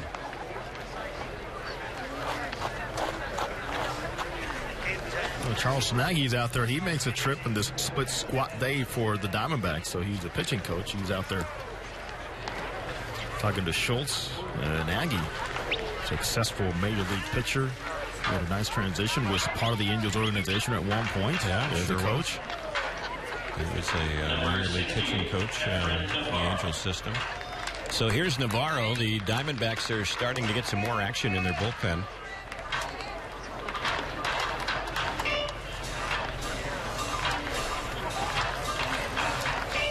They actually have several more pitchers that they traveled here today. It's not like they're out of pitchers or even close to it by any stretch here in the 8th inning. So, Terry, 4 consecutive excellent at-bats by the Angels here. Yeah. So here's Navarro, who walked with the bases loaded his last time up, and he's around the bunt and ends up taking the pitch for a strike. And then a snap throw to second. The base runner gets back in plenty of time. Witherspoon. Navarro showing bunt. The D-backs charging in hard from the right side of the infield, but not as aggressively from the left side. So, Hue is certainly making his point right in Navarro's face. The third baseman is getting more of a read on the bat. 0-1 is the count on Efrain Navarro. And the next pitch, he takes that one low. I was just thinking on that first pitch with Navarro at the plate. Terry, what do you have? Well, I would think he's a guy that hasn't bunted much because he's usually been a middle of the order kind of guy in the minors. You but mentioned 70-plus RBIs last year, too. And I don't know that he looked all that comfortable, but hey, when you get up to the major leagues, you're called on to do some things to help win games, and you have to be able to execute. 1 ball, 1 strike, no sign of a bunt here, and the pitch, that one is in there for a called strike, so he's in the hole. It's now 1 ball, 2 strikes. Mike Scioscia gave him the bunt one time. The last 2 pitches, he's given him a chance to swing the bat. Yep. I don't think Mike thought he looked too good in that one bunt situation. I'm just looking back here. Last year, Navarro did not have a single sack bunt in the minors. The pitch, he swings at this one and grounds the ball to second. They flip to second for 1. The relay to first. It's an easy double play. So that's not what the Angels were hoping for there. The Diamondbacks turn 2, and now Witherspoon is at third base with 2 outs here in the 8th inning in a 7-7 ball game, and we'll see what J.B. Shuck can do. Good job by the D-backs being fully aware after the first pitch to not give up too much ground. Then after 2 strikes, obviously, just going to play the guys swing the bat. Good coverage. Shuck, a left-handed batter. Fielder's choice. His only time up today. He takes high and away. 1 ball, no strikes.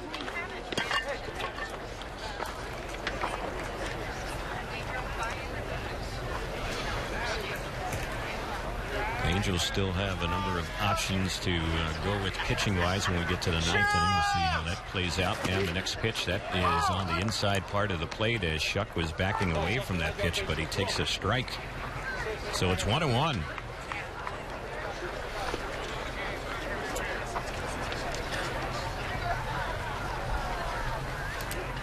Here's the next delivery. And that is in there again, and Shuck not too happy with that call from the home plate umpire, Quinn Walcott. 1-2 the count. Might have been a little bit low.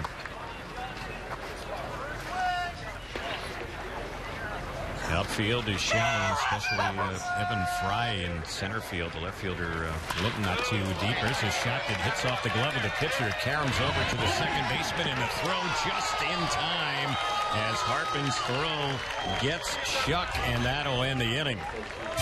The Angels came close to getting the go-ahead run in there, but the out at first base will end the inning, and that will go 1-4-3. As the Angels are retired. 2 runs in the inning to tie it up. The Angels did it with 2 hits, 2 walks, no errors, and 1 runner left. We're headed to the 9th, and we're tied at 7 on the Angels Baseball Network and Fox Sports West.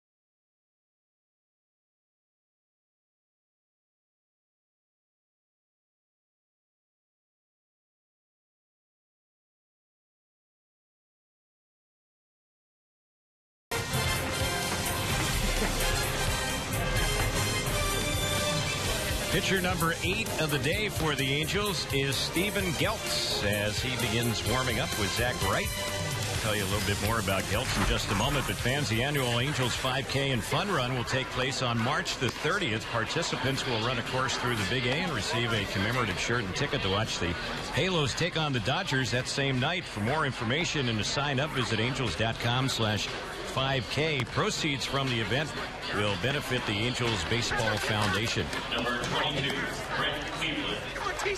Daniel Tillman, who pitched last inning, had a scoreless 8th against Arizona. He did give up a couple of hits, didn't walk, and he struck out a batter. And now Steven Geltz will take over. And his job is very simple. Give the offense a chance in the 9th inning. And keep it exactly where it is. I know it sounds simple, Terry. It's not. Toughest job in baseball is between those 2 white lines. So Geltz is set to go. We saw Geltz pitch for the Angels a few days ago. Here's a ground ball hit to short. Nice stop by Harris. And Brendan Harris throws out the batter at first base. One away.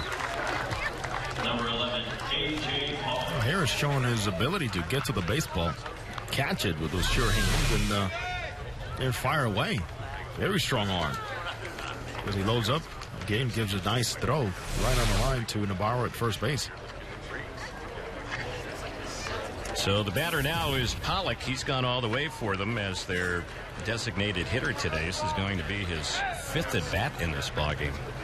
Here's the pitch, and he takes that one high and away. Pollock, former first-round pick of the D-backs, has gone 1 for 3 officially today.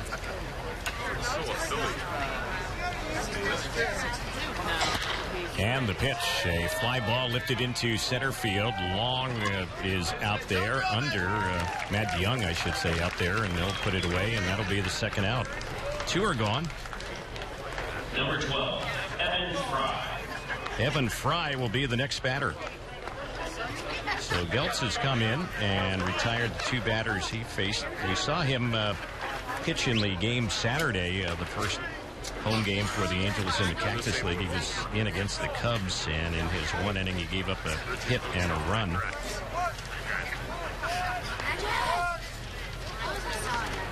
Angels in that game Saturday used 9 pitchers. They're using their 8th today.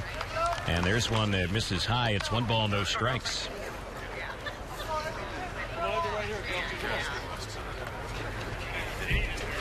Angels used 8 pitchers yesterday.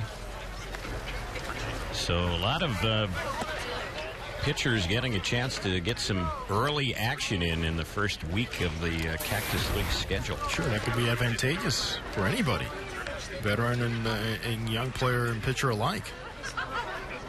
Even if they send you down, halfway through camp or a little earlier, you have a chance to pull you back up for a game or 2 later in camp. And still continue to impress. So, Terry, extended spring is one thing that happens after spring training with a youngster, but this is the extended Cactus League play because of the World Baseball Classic schedule. Here's the 2-1. Geltz misses low and inside. 3 balls, 1 strike.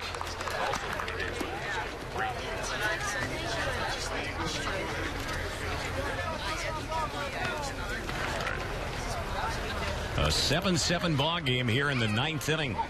14 runs between the 2 teams, 22 hits. Here's another fly ball lifted into center field. Matt Young backpedaling under, makes the grab. Couple of putouts for him here in the inning, and that'll do it. A 1-2-3 inning for Geltz. So he does his job in the 9th.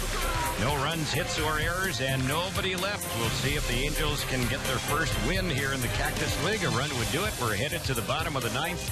We're tied at 7 on the Angels Baseball Network and Fox Sports West.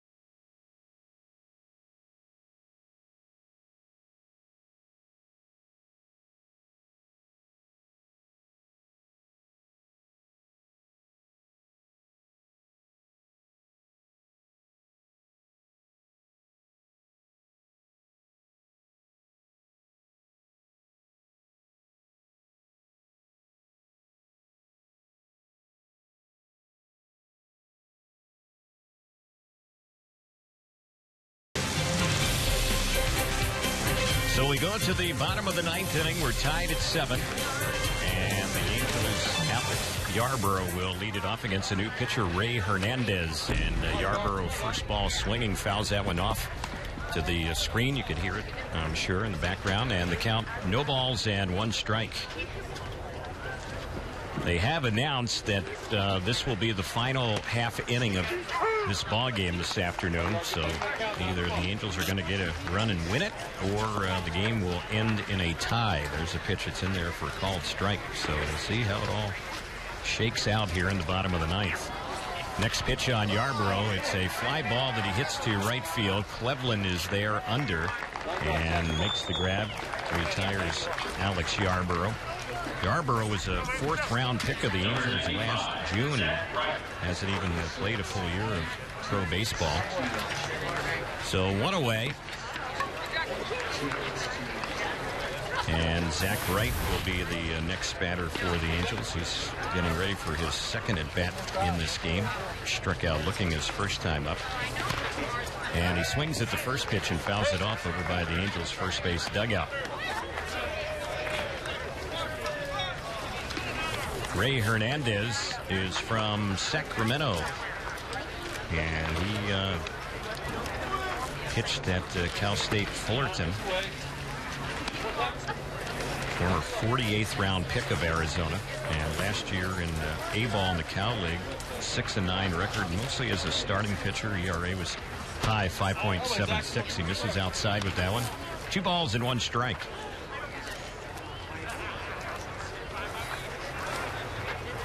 He is the brother of Diamondbacks pitcher, reliever David Hernandez. The pitch, that's a called strike on the outside corner. 2-2 the count. David Hernandez, a big part of the Diamondbacks bullpen, and they have a pretty good pen. Here's the next pitch, and that's fouled back behind the plate. 2-2 the count. Jose has headed down for the post-game interview with Mike Socia. Jose and Michael Eaves will be on the Fox Sports West post-game show as well. And the 2-2 pitch. That's low and outside. So it's a full count, 3 balls, 2 strikes.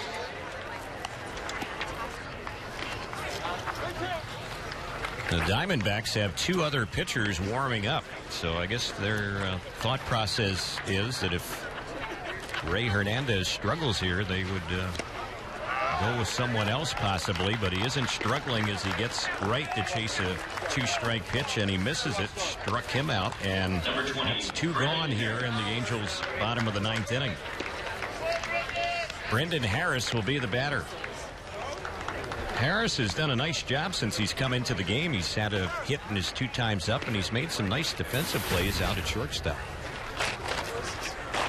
He's trying to keep the game alive. Otherwise, we're going to have the game end up as a tie. And the pitch, that one is low.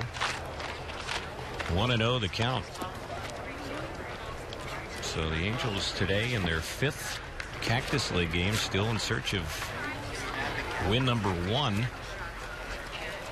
And unless Harris can keep this inning going here, the Angels will keep the inning going as he lines one just out of the reach of his shortstop counterpart, Chris Owings. It drops into left field for a 2-out hit. So Harris with his 2nd hit in the ball game. And Matt Young will be the next batter. At worst here, the Angels know they're going to have a tie, but they'd like a win. Randall Grichuk is going to pinch run for Brendan Harris. Running at first base, number 85, Randall Grichuk.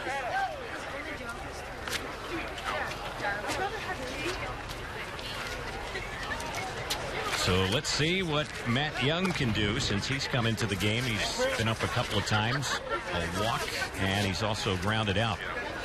7 runs, 10 hits for the Angels, 7 runs, 13 hits for Arizona. Here's the pitch. It's nubbed foul over on the 3rd base side. No balls and 1 strike on Young.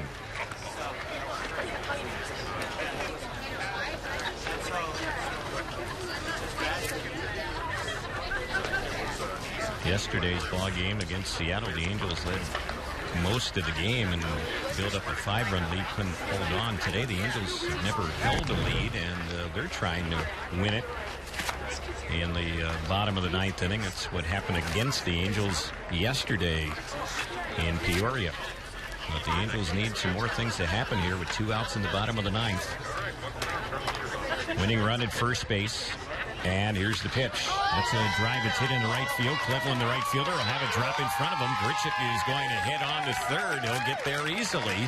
And the Angels have runners at first and third with 2 outs in the bottom of the 9th in a 7-7 game. So back-to-back 2-out hits. Harris and Young. And Scott Cousins will be the next batter. They do have a left-hander up in the bullpen if they wanted to go all out here trying to hold on to a tie. So we'll see what happens here. No sign of Alan Trammell coming out to take out Ray Hernandez, and they want to see if he's going to be able to battle out of this 2-out situation. The hit wins it. Here's the first pitch on Cousins. The runner at first will easily move up to second. Young, they weren't even holding him. So now runners at second and third. But the Angels only concerned about that runner at third base, Grichuk. He represents the winning run. Here's the 1-0 pitch. That's a strike on the outside corner. 1-1 the count. Since Cousins has come into the game, he's batted twice with a walk and a hit. Here's the 1-1. He skies one foul down the right side, backing out of play. Well, I was joking around with Jose saying, we'll see, maybe the Angels can come away with a walk-off win today. They have a shot to do it right here. But the Halos are also down to their final strike in this ball game. 1-2 the count. 2 outs, bottom of the 9th. Runners at second and third in a 7-7 ball game. The catcher Perez wants to go out and have a word with Hernandez before he throws his next pitch. Travis Witherspoon is the batter waiting on deck. He's yet to bat today. But the game could very well be decided one way or another by Cousins here with 2 outs in the bottom of the 9th. A hit wins it, an out, and the game ends up tied. Here's the 1-2 pitch. He swings and misses, struck him out, and the ball game is over. The Angels end up leaving the winning run at third base. So here in the bottom of the 9th, no runs, 2 hits, no errors, and 2 left. So the 2 teams go 9 innings, and by agreement of the 2 managers, the game will end in a 7-7 tie. And we'll go down to Jose with the Angels manager Mike Scioscia in just a moment. Get some of Mike's thoughts on today's ball game. Angels today 7 runs on 11 hits, no errors. And the Angels this afternoon leave a total of 10. For Arizona, they had 7 runs on 13 hits. They commit 2 errors and they leave 6. The attendance today, 3,094. And the time of today's ball game, 3 hours and 20 minutes. So another long one today for the Angels. And it ends up with no winner here this afternoon. The game ends up in a tie. So the Angels, after 5 games in the Cactus League, have an 0-4-1 record, and Arizona now with a record of 1-2-1. Let's go down to Jose Mota and Angels manager Mike Scioscia. Thanks, Terry. Mike, you saw a young A.J. Schugel give you 2 different versions or different looks. Tell me about his first inning and then his very good second inning. Well, I think he was a little amped up, Jose, the first inning.